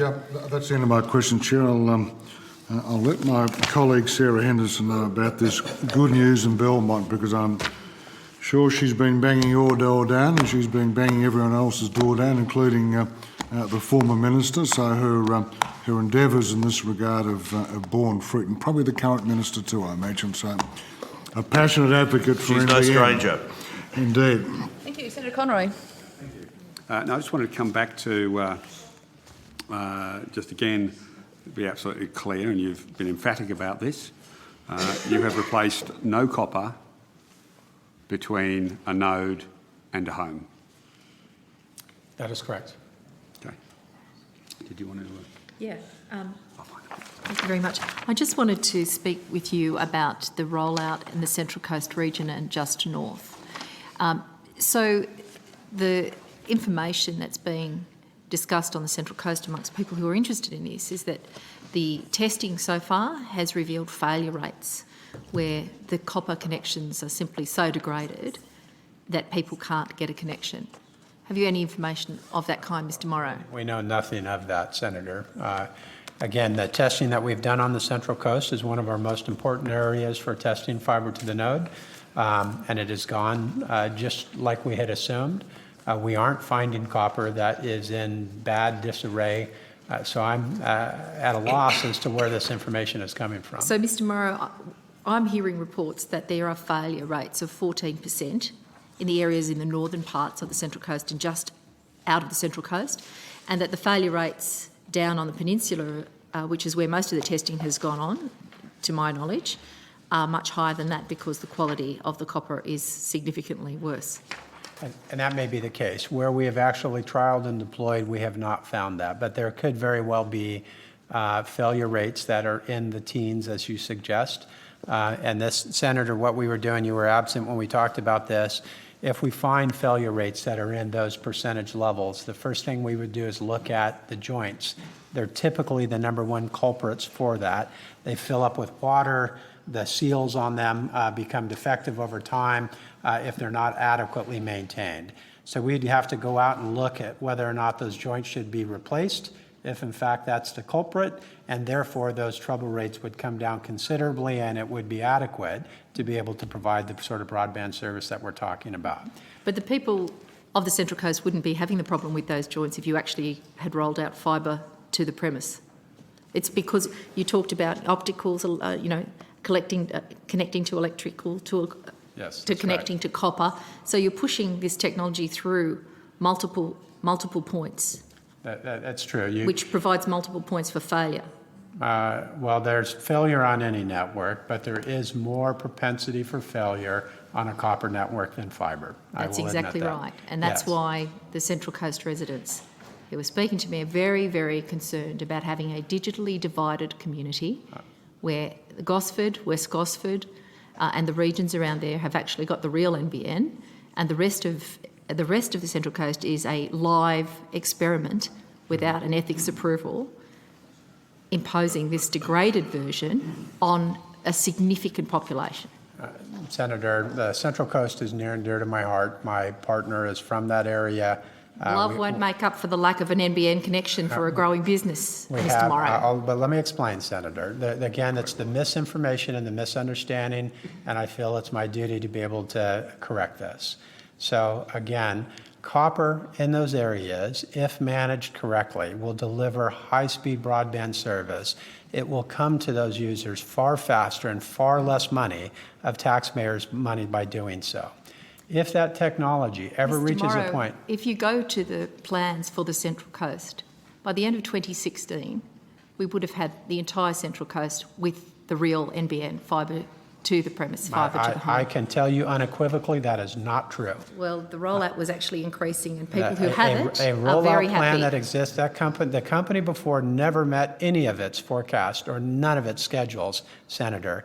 So whatever the management team was telling you was not true. Well, I actually do rely for my information from my community, who I find incredibly truthful, particularly people who need this to grow their businesses, and they are very concerned about the differentiation in what they can do.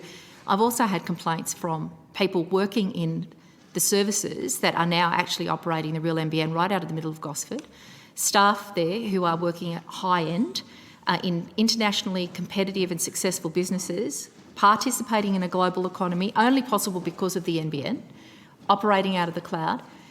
They can't work at home on comparable technology because, although they live on the Central Coast, the capacity of what they can do at their workplace is so different from what they're actually able to do at their home, because the technology just simply isn't there. But they don't have it yet at their home, so I don't know how they would make that claim. They don't have FTTN, but no. they've got something equivalent to what you're offering, and certainly not what they have in the middle of Gosford. Senator, that's what I would like to correct you and the committee on.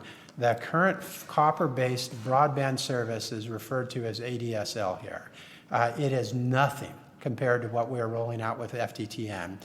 You, if you're lucky, may get 6, 8, 10 megabits per second on an ADSL. You'll get up to 50 megabits per second on fiber to the node. And that is, and I work in this industry, and I have lived and managed telco companies all around the world, and I have to tell you, that's more than adequate for any kind of at-home work to be able to connect with your systems back in the corporate office. So, Mr. Morrow, I recall a time when you would not commit to the NBN committee about the speeds that would be available to people. Are you now committing to all the people on the Central Coast that with this FTTN, they will definitely be able to get 25 down and 5 up? Are you guaranteeing Senator, that to the people of the Central Coast offering with FTTN? Now, hang on, Senator, let me help you here, because what you, I think, are referring to is whether or not there's a committed information rate against 25 and 50, and the answer is that we don't offer that product. That's a different traffic class for businesses that need that committed information rate. So it's no different than the people that are on fiber. This is my point on it. There is all this belief that copper is bad and evil, and we're here to tell you that it is not. Those fibre zealots, Well, you're onto you them. know, or the Onto those fibre zealots. Mr. Morrow, while you continue to sell copper I'm not selling to copper, me, Senator. I I'm can tell you the Central Coast isn't buying, certainly not informed businesses who have access to the real one. I'm going to ask again, are you now guaranteeing 25 down and 5 up to all the people on the Central Coast on whom you've inflicted FTTN? Senator, what I'm guaranteeing is that they're going to have product offerings much like those people in other technologies, be it fiber to the prem, fixed wireless, or HFC, to Mr. up Morrow, to 50 megabits per second. guaranteeing 25 down and 5 up? It's as simple as that. Are you guaranteeing that now? In terms of the best effort rate that is defined within the product specs, yes, Senator. But again, you're not going to pin me down on something as silly as this, that on a committed information rate, we wouldn't do that anywhere. Nobody does around the world anywhere. Mr. Morrow, it might be silly to you, but I can assure you it's not silly to the businesses that are seeking to grow. We've got businesses up in the Summersby area who would well and truly have had their fibre to the premise operating. They've just spoken to me in the last week. They've got 50 employees. They cannot get an answer out of NBN Co about when they're going to be properly serviced, and they are looking at moving their business out of the region because of the failure of the service they're getting currently. And that's before we even have the FTTN problems. It is, and those businesses would be moving much more if they had to rely on us building fiber to each one of their premises. I can assure you, Senator, and the people of the Central Coast, I have family there. I have people that have had businesses there that understand exactly what you're saying, and you're doing a good job of supporting them, and I want to support them too. But every business out there needs to have broadband connection. And I can tell you, with a fiber to the node type of a connection offered to them, it will be ample for their business needs. If they need more than a 50 megabit per second, we have a solution for them. If they want fiber into their business and they feel that's necessary and can be justified, we can build fiber to them for that. It's a technology choice product that's available. And Mr. Morrow, on your website, you say that people have an option to go to the fibre that they want. Indeed. And you say on your own website that will cost you thousands to tens of thousands of dollars. It may.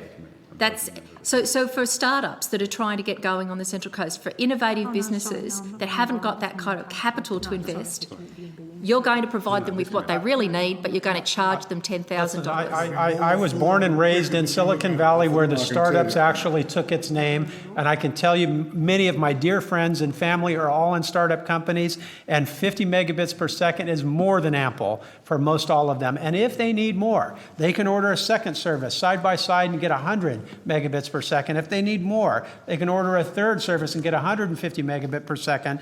FTTN will not limit them, Senator, is my point, and to suggest that the people of the Central Coast need fiber to the prem in order to survive and keep their businesses alive is misrepresentation, in my view, being a technologist and an engineer. So that's all I'm simply trying to do, is make sure that this committee is aware of what the capability is. Now, if the demand exceeds... You're making a pretty big commitment there without the publishing of test results on the peninsula, on the Central Coast. The test results are available all around the world. No, where are the test results for the Central Coast, which is where you're conducting your real-life experiment on the people of the Central Coast? We have published those. We sat right here in this very seat and gave the test details of the performance that we were seeing with the early trials in Gosford. The early trial was not a trial. It was a single instance, and we know that the box was only a couple of metres away from the single premises to which it was run. That was dressed up as a trial. That was a fake trial. It was as fake as the fake NBN that you're running out to the people of the Central Coast. I don't know where your level of expertise lies on being able to qualify something that's fake. Don't you start. You are not a fixed line engineer, remotely. Don't even pretend so. Nonsense. I am a fixed line engineer. I've designed networks themselves. Senator Conroy, I've got a point. You don't know anything about my background, Senator, so don't try to say what it is. Last time you were in charge of something, okay? People died. Senator Conroy. Don't you sit here and start talking down to other senators. Senator Conroy. Come on. Senator Conroy.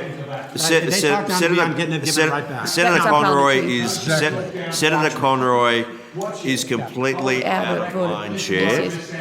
Senator Conroy is given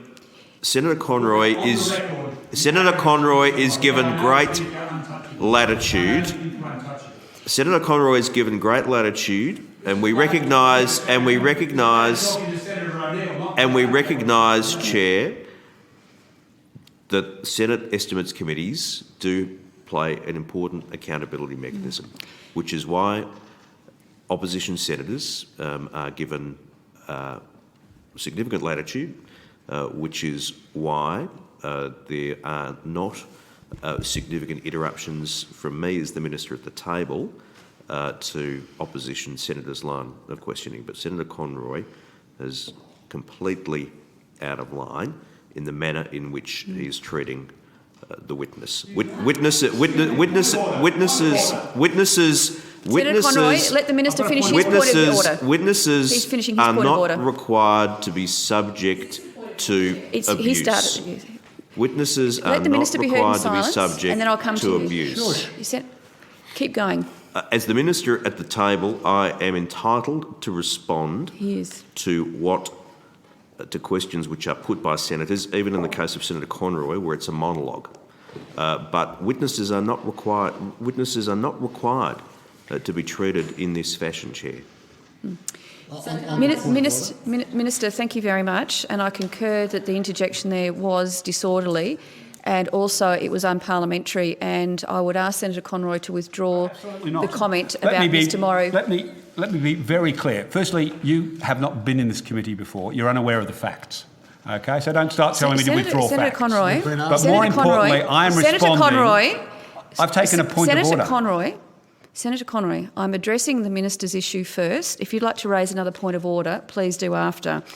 We've already got a point of order from Senator Ronaldson, who deferred to the minister, so you've still got a The minister point of order. can't take a point of order. Senator Ronaldson can. That's what I said. That's what I. To what you said. So it's not a point of order. Senator Conroy, I didn't say it was. We had a point of order from here. He deferred it to the minister for the minister's statement. I am now addressing that. Senator Conroy, your comments were disorderly and they were unparliamentary. And I would ask you to withdraw your comment to Mr Morrow. Shush. No. The chair's speaking. It's a fact. You actually don't know the facts of the case in the United States of America. Senator Conroy, I don't need to know the facts of the case as you do to actually recognise unparliamentary and inappropriate behaviour. And that was both. I have a point of order. No, We've still got a point of order going. You didn't say Michael anything. Ronaldson, sorry, Senator Ronaldson. Senator Ronaldson has the call. No, there's a point of order. Senator Ronaldson has the call first with his point of order, and then we can go to a private meeting. Senator Ronaldson. Two things, Chair. Senator O'Neill moved from asking questions to inflammatory commentary, which quite frankly deserved the response it got from Mr Morrow. I am speaking, and I think that Senator Conroy, I please ask him to withdraw that so we can move on, because it is something that should not have been said. Whatever's happened here in the past, there was no context around it. It was an outrageously inflammatory comment. And I asked Senator Conroy to withdraw that so we can then move on and continue what has been, in my view, a very good discussion about something that is important to every single member of the Senate. Thank you. I'll just take this point of order. Finish the point of order first. Thank you very much, Minister and Senator Ronaldson. I concur with both of you. And as I said previously, Senator Conroy, your comments were unparliamentary, they were inflammatory and they were highly insulting and certainly not worthy of the Chief Executive Officer's testimony here today. A private meeting. So I would ask you to withdraw. No. I would ask you to withdraw your last meeting. comments and your slander. No, I'd like a private meeting. Senator O'Neill, you'll have your chance. No, I'd like a private meeting. Well, Senator, I'd like you to say, I'd like you to withdraw. I've said no. Now, I'd like a private meeting. Okay, we'll have a private meeting. We'll suspend for 5 minutes.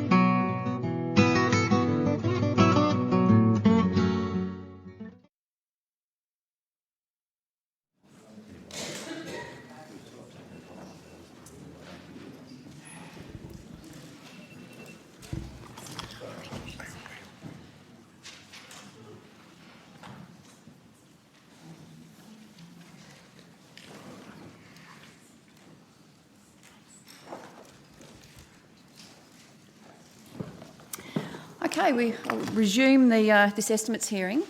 And as you know, we've just had a private meeting about an exchange that just occurred. Some of it was heard by the Chair and some of the discussion wasn't heard by the Chair. Now, I've got to make it clear that robust discussion in these estimates are always encouraged so that we have positive debate. However, there must be courtesy to all parties, not only amongst senators, but from senators to the witnesses, but also from the witnesses back to the committee members. So in relation to the incident that just occurred that caused the private meeting, as I understand it, Senator Conroy made some adverse comments towards Mr Morrow. Now, I didn't hear the comments, but Senator Conroy and Senator O'Neill said that there were comments to the effect that Mr Morrow, you may have said that you would we'll talk down Just watch me. Just to Senator O'Neill, just watch me.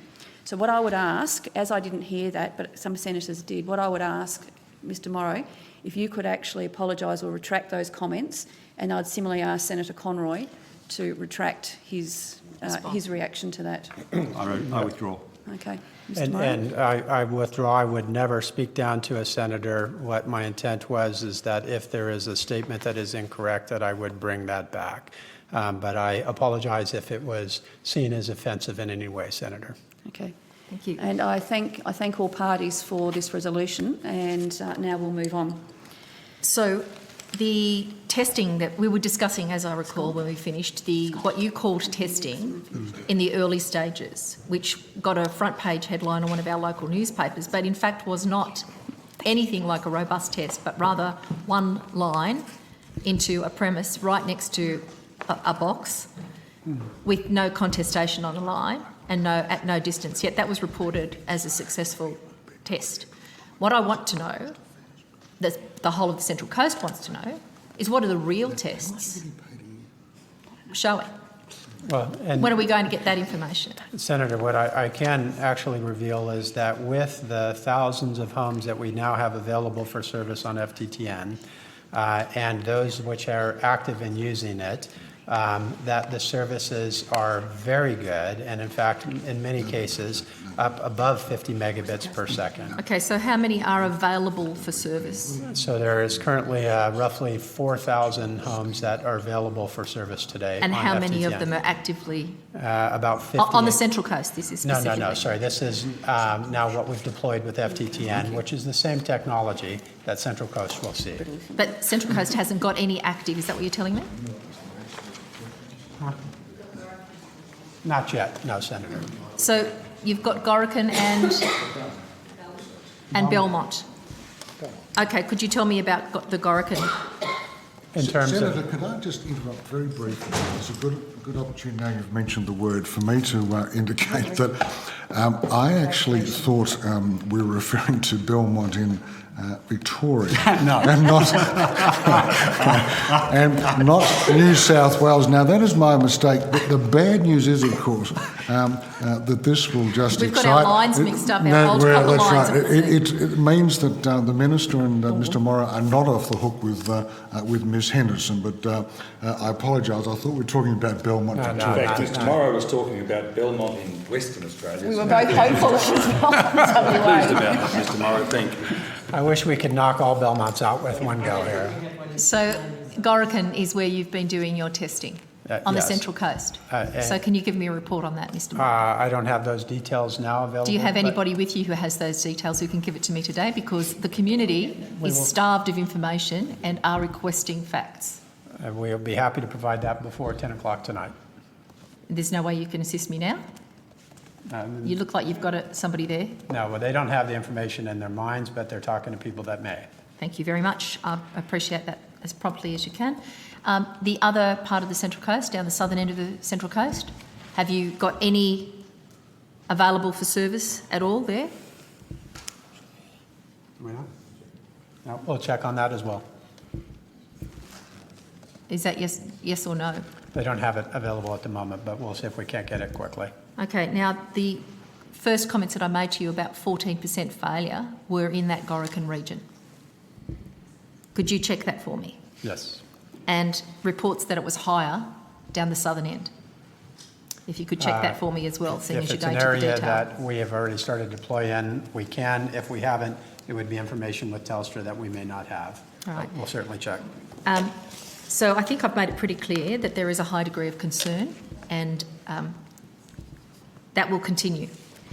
I'd like to go to the fibre to the premise rollout in the areas that have it, and to go to the level of complaints that you are receiving from the people of the Central Coast region about a failure to give them access to the real NBN.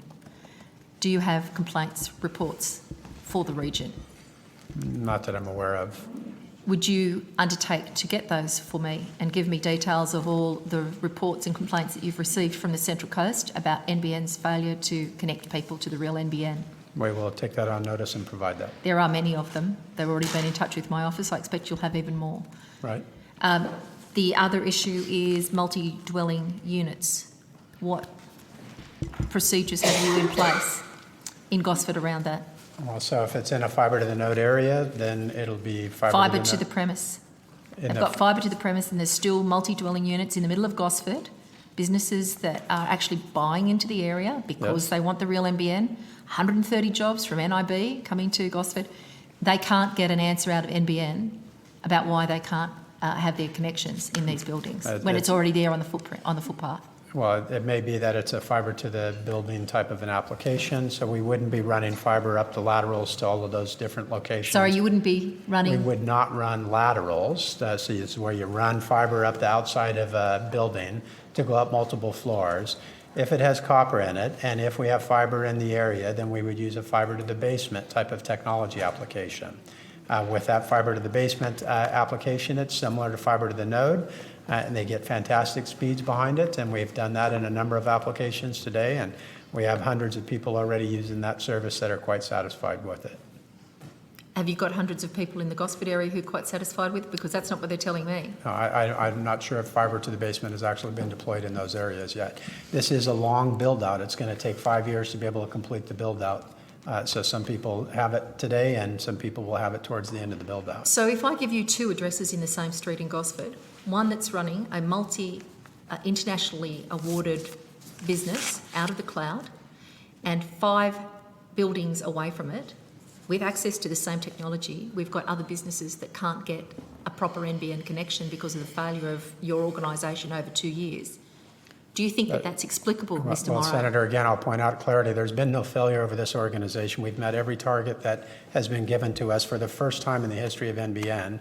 The employees of NBN are quite proud of those achievements, Well, so there is Mr. no Morrow, failure. the boys of NBN might well be pleased, but I can tell you there's a few women of Gosford who aren't, whose businesses are being compromised by a failure of those boys to deliver what they should have been able to get 2 years ago. We have many girls of NBN as well that are equally as proud. And again, the idea is everybody cannot have the service all at one time. It's really unfortunate, but this is just the sheer physics involved. And it doesn't matter what deployment technology you're using, that is going to be the case. So some will have it earlier than others. Mr. Morrow, I cannot understand how you could justify to the people of the main city of the Central Coast in Gosford, who have the real NBN, who have businesses that are operating on it very successfully, how you can justify that businesses that are in the same proximity after nearly 2 years of the NBN code being under your charge, how it can be okay that those businesses, some businesses can get it and others can't? Again, you look around the country, we have 1.4 million homes out of 10.5 to 11 that have the availability of NBN. There are many people. This project is going to take multiple years to be able to do. It's very justifiable. So in Gosford, they're certainly not getting it faster, Well, that's not true. and they're not getting it sooner, and it would look like they're not getting it cheaper either. Well, I'm sorry, Senator, but that isn't true in terms of the plan. You look at the numbers. Again, the multi-technology mix approach on this is saving $20 billion over the alternative or the former plan. It's happening 6 to 8 years sooner than if we were to switch over and go down fibre to the prem today. So as a nation, that we are trying to address. It is faster and cheaper and a better investment in terms of the return that we can offer to them. If what you've done in Gosford is a model of what you're going to do for the rest of the country, let me tell you, people will be profoundly disappointed. And what is that we've done in Gosford that You you're haven't referring to? connected many businesses, and the delays and the communication have been appalling. We haven't connected many Letters are not businesses. responded to, answers to questions are not given, phone calls aren't returned, businesses are waiting for people don't show up. And Senator, do you have the facts behind this that you can share with us? Copper's been removed without fibre being in place, businesses being offline for 10, 20, 30 days. Can you produce the facts to us so we can investigate your claims? I have sent a number of letters to your office, Mr Morrow. I've not received a letter from you, Senator. Well, that's not true. Letters have been If you could provide sent. that information, then we'll look into that and make sure that our company is responding appropriately to the people of the Central Coast. And I think that you definitely need to get up there and have a look. We've got some very big problems on your watch, 2 years of delay. I've been up there, and there has been no delays on my watch, Senator, again, to correct you You need on to go this to issue. Gosford, Mr Morrow. I go to Gosford on a regular basis, Senator. Well, hopefully you might take a few technicians and actually make some of the things work that should have been fixed on your watch. No questions. Senator O'Neill, the NBN can't fall from the sky. It has to be built, and with the program which has been released, people will have a good idea in most parts of Australia when and how they will get the NBN, and it's just a fact that the NBN cannot be switched on everywhere at the same time on the one day. It's got to be built, and it will be built sooner than would be the case with an alternative scenario. I have to disagree. It's not the experience on the coast. So it is an unarguable fact that the NBN cannot be switched on nationwide on one day. It has to be rolled out progressively. That's even something that the former government was going to do. The NBN wasn't going to be switched on nationwide on one day under the former government. 2 years is not one day. Sorry. Do you want to clarify? Well, Senator, you can seek to give the impression that under Labor, the NBN magically would have fallen from the sky and been everywhere nationwide on one day. No, I don't seek to give that impression, but I know that it went out very smoothly in East Gosford. It went out to parts of Gosford, but it hasn't been put in properly in particular parts of that city. Senator, but perhaps you might want to share with the community on what date under Labor the NBN would be nationwide fibre to the Prem. A lot sooner than if you're in charge. Actually, we will. Actually, Senator O'Neill, we will hold you to that. Okay, At the next election, we will hold you to that. When Jason Clare releases his plan, we will hold you to that, okay. Senator. Thank you, Minister. And if every Labor member says the same thing, there's going to be a problem because it's not going to be possible to do it everywhere at the same time in every electorate. Everyone knows that. Well, you say everyone knows that, Senator O'Neill, but you're seeking to give the impression that it would have been everywhere yesterday. No, Mr Senator Fifield, I'm seeking to give a very clear impression that in the 2 years since you've come to government, you have failed to deliver in a consistent way to the city of Gosford. There are people there who have the real NBN, there are people next door to them who can't get a connection from you and can't get a response from you. Senator O'Neill, is that actually a question, or are we now entering a bit of a No, debate? I think Senator O'Neill has her grabs for her local papers. Sorry, Senator Connie, be very patient. Did you have a point of clarification before I go to a very patient Senator Ludlam? Right, so there were two issues I wanted to raise around the conversation. Mr Morrow, I think you, again, and I'm seeking for you to clarify again, we've agreed that the $20 billion figure is not a comparison between Labor's plan or a full fibre rollout from the beginning when the board changed. It is a $20 billion figure based on a start-up that includes the existing costs that you've incurred for 2 years. So it is not correct. I thought we'd already cleared this up. I think in the excitement earlier, you might have misspoke again on this. The $20 billion figure is not a direct comparison between a full fibre rollout plan and the MTM. It's a direct comparison between a full fibre rollout plan if it started today and the MTM. Senator, I chose my words very carefully to make sure that that point was made. The $20 billion, 60 years, is that if we, from this point forward, wanted to use fibre where there is no broadband connection. So could you just say that again? So if we were to produce a plan saying we want to put fibre to the prem in all of the fixed line footprint area, which represents roughly 92% of the nation, that it would cost an incremental $20 billion in the peak funding envelope, and take 6 to 8 years longer to be able to roll out to the entire nation. Okay. That was it. No, sorry, I said there were 2 points. Okay. And I wanted to come back to your claims of the success of the rollout in the Central Coast. On average, how many times does a tech have to go and visit a premise in your rollout so far? In terms of the installation? In terms of getting it to work? I mean, is there one visit to a home? Is there 2 visits to a home? Is there 3 visits to a home? In an FTTN environment, there is none of our techs need to go inside the house itself. The copper is already built out to the node. It may be that there are construction crews doing some of the remediation down the streets. There are construction crews doing work at the node itself. But when a customer places an order, the first time somebody comes to the home is the retail service provider to be able to put so the electronics. As far as you're aware, there's no in-premise visits from your technicians? There's no in-premise in-premise visits. There's no in-premise they don't need to go inside bridge the taps or other performance inside the home?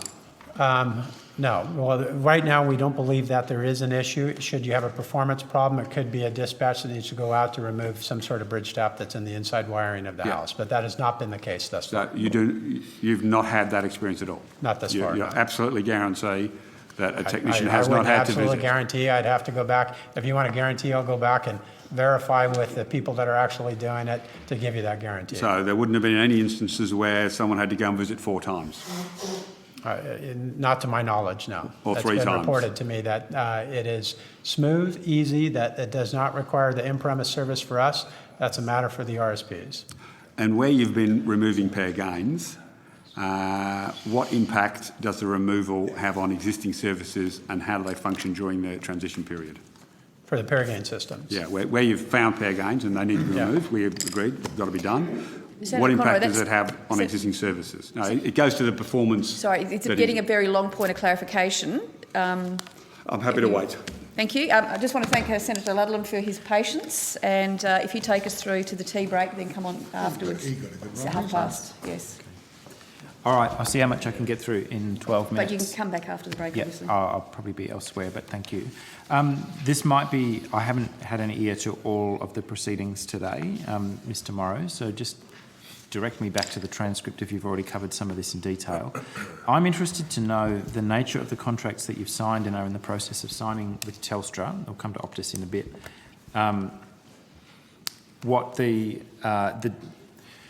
What the implications would be in those contracts if a future government, say hypothetically after a 2016 election, decided that it wasn't going to proceed with the fibre to the node rollout, what your company has signed up to, or what the Commonwealth has signed up to with Telstra and potentially others, how difficult it would be to change direction from 2016.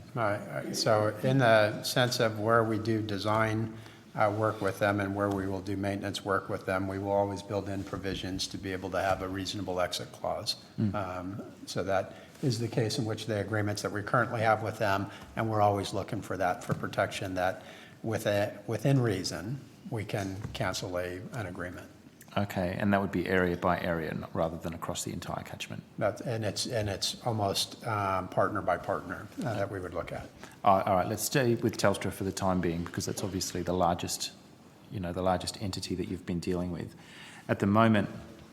Just spell out for me in plain English, if you can, what have we just bought off of Telstra in terms of their capital network and maintenance obligations of their copper network?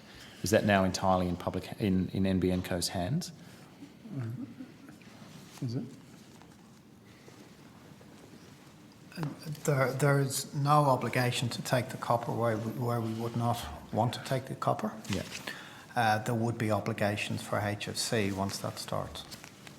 To take the whole network? Yep. Yep, that seems reasonable to me. What are your estimated maintenance costs of the copper? Not remediation in terms of cleaning it up as you go, but your annual maintenance cost of the copper network? Obviously that will become more apparent as the rollout goes forward, Senator. We made some estimates in the corporate plan. Yeah. The details of which is still subject to negotiations we'd be having on those operating and maintenance contracts. How's that possible? How's that possible that you still can't tell a Senate committee in late 2015, 2 years after you got started, how much it's going to cost annually? You can't even tell us what your estimates were. Because we're currently working through how we're currently working through contracts to do that, Senator. So you can't even tell me to within an order of magnitude what your annual maintenance bill is going to be for that network once you've cleaned it up? To do that will compromise current negotiations. That's remarkable. Not even to within an order of magnitude. There must... I'd hate to compromise discussion, Senator, sorry. When do you think that info might be able to be put into the public domain? Myself and others have been asking for that particular piece of information for more than 2 years. Let me take that on notice, Senator. I'll come back to you. You can't even tell me when you will be able to tell me? It depends on the various contracts that will be signed. Well, it was certainly worth waiting 2.5 hours. Mr. Morrow, just come back to where I began. There aren't gargantuan break fees or renegotiation fees or anything like that if it turns out that in large parts of your catchment you're not going to be laying out nodes at all, you're going to be decommissioning the copper. Telstra doesn't care.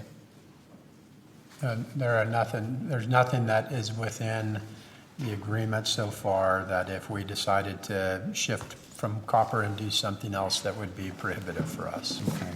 I want to bring you to a particular case that's been raised with my colleague, the member for Melbourne, Adam Bant, an individual who lives in Kensington, less than 5 kilometres from the Melbourne CBD, and the story that they tell us, I don't know that they've come to you directly, but the story that they tell us is that well, actually, first of all, let's start. Can you tell us what your estimated rollout date for the NBN is in the Kensington area and what service type these individuals can expect when you do get to them?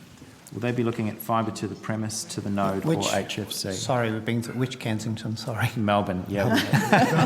Kensington, WA. There's a few. Not the one in South Perth. we will look that up for you, Senator. They're pulling it up now. Yep. Yeah. Look that up for you. Okay. I guess that's reasonable. If you want to have a look at that for us now, this is a case where the ADSL exchange at Flemington, which is Telstra's, is currently full. There are no available ports. These individuals are in an apartment building that's been connected, unfortunately, with pair gain copper. So they are being told by RSPs that their NBN option is basically 3G or 4G because broadband is not coming to that apartment. It's on pair gain, and there are no ADSL ports free in that exchange. So what do we tell these people? That would be an incorrect statement. Every home, every business will get NBN. What's that? Every home, every business will have NBN brought to them. No, they're not accusing you of never getting to them. They have no idea when you're arriving, but they're being told in the meantime by RSPs, and I've got a couple of notes here, and I can share these with you after the session if you like, that it is not possible to provide broadband service to them at the moment. Telstra Wholesale has said you cannot. There is no broadband compatible path. What are they meant to do while they wait for you guys to show up? I see. So Telstra doesn't currently offer it today, and we're not ready to offer it ourselves, and therefore they have only wireless as the option. Again, Senator, this is the point that Senator Fifield was making earlier. All of these, we can't do everybody at one time. They're all on the build schedule. If there's an issue with Telstra, that's an issue that they should take up with them. Well, they have. Yeah, I just say, For which area? Flemington? Kensington. So Kensington, Senator, will receive FTTN, and construction will begin in the first half of 2018. And And for another part of Kensington, will receive HFC, and it will begin in the first half of 2017. The construction will begin. Okay. Were you just reading that off a list of postcodes, or are there maps where these individuals could work out where they were? If you go online with what we released last Friday, you in particular have asked about the 3-year rollout plan. Last Friday we released that, we put it on the website. You can look up by state, suburb, and see when construction will begin and which technology is the initial targeted technology to use. So without being pedantic, the election commitment that everybody in the country would have a minimum of 25 down and 5 up by 2016 is just completely, that was complete fiction, wasn't it? Well, we're dealing with, as a government, the situation that we inherited, and what we're putting forward is the best, most credible path in the fastest time that we can put forward. But that election commitment was complete fiction. These people at the earliest aren't going to get any service at all until 2016, let alone get 25 down, 5 up. It would be fair to say that what was inherited by this government was suboptimal, to say the least. But you knew that when you were making those election commitments, and not you personally, Senator Fifield, but Mr Turnbull at the time. There were things that this government inherited, which has put boundaries on what can be achieved and the speed with which it can be achieved.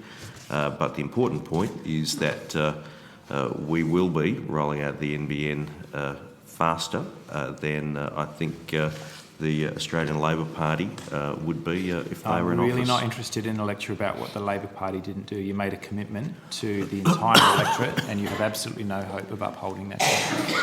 So let's focus the conversation on that. I don't know whether this is a question that would be better sent to Telstra, to be honest, but Mr Morrow, do you have any idea of how many people are in the same or similar situation, no ADSL access and on a pair gain? Copper line. I don't know the exact numbers, Senator. No. Not the exact numbers. I wouldn't expect that. But Chair, point of order, it's very hard for us tomorrow to be commenting on a letter that hasn't even been sent to him. He's actually done very well. I think he's done very, very well. I couldn't on. agree more. But surely, if Mr Morrow had a copy of the letter, I think it would be more reasonable for him to be making comments and judgments. He's answered my questions, so I'm not sure why this intervention is actually very useful for anybody. Well, it's very useful because I'm saying to you, quoting from a letter that Mr Morrow hasn't even seen. I don't think it's He didn't ask for the letter and he answered the question. Well, he did ask for the letter. Senator Robertson, I've heard your point. Dramatically unhelpful. Mr Morrow, I understand you haven't seen this letter. Is that correct? That is correct. I'll pass it to you if you like. Okay. It doesn't sound like we can offer these guys any help at all. Okay. If you haven't seen the letter, but you're still happy to answer questions about it, perhaps it would be helpful. Okay, we'll move on. Thank you. I was going to move on. I want to know how many people, to within a rough order of magnitude, might be in these positions waiting for years without any broadband service at all, and whether you have a rough idea. These folks aren't living out in the sticks. They're less than 5 k's from the Melbourne CBD. All I can say, Senator, is I do know that they exist. I have heard of this before. I could not quantify that. That would be something only Telstra, I think, could do. Okay. I understand... we've only got a couple of minutes left. I understand that there was probably a bit of back and forth, and maybe it even got a bit heated, about how much of the copper you're actually going to be able to rip up, you're going to have to rip up actually as the rollout proceeds. And I know that's been the subject of contest during the day. Senator, I'm happy to keep going for a few minutes if you've got... No, that's all right. This might be fine. real simple. Could you just provide for us your present estimates of how much copper infrastructure will need to be replaced on your way through the rollout, replaced with other copper, or basically hardened up and made fit for service in the fibre to the node world? We don't have enough information yet to quantify exactly what will be needed, but I mentioned earlier, Senator, that where we have to do copper replacement or remediation is only when we see joints that are defective, or perhaps not enough capacity within the sheath, the number of pairs going down the cable that we might have to add some capacity to. And other than that, we wouldn't expect to be replacing anything. You wouldn't expect, what was the last part? We would not be expecting to be replacing copper.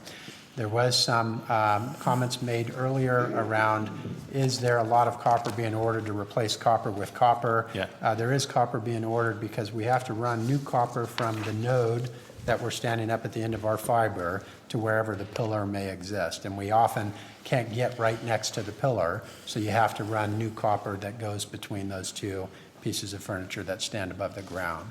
That would be new copper, but it's not a replacement. It's just part of the build. That's okay. That's an important distinction. I suspect, though, that you and then government representatives and MPs are going out making confident and very precise predictions about the cost of the rollout and the timing. So you must have made some estimates, and there must be some educated guesses out there as to how much of that copper infrastructure that you've just taken delivery of from Telstra will need to be replaced. I'm sure you can recall the evidence that we took from installers and from the CEPU, and they showed us pits that are patched up with plastic bags and gaffer tape, seared into my memory. How much of that are you imagining you're going to encounter? Again, all we have done at this point is take a placeholder on how much money should be needed to be able to deal with these sorts of issues. Until we actually get the data from Telstra, until we actually get into the situation to find conditions like that, we wouldn't be able to give a precise answer.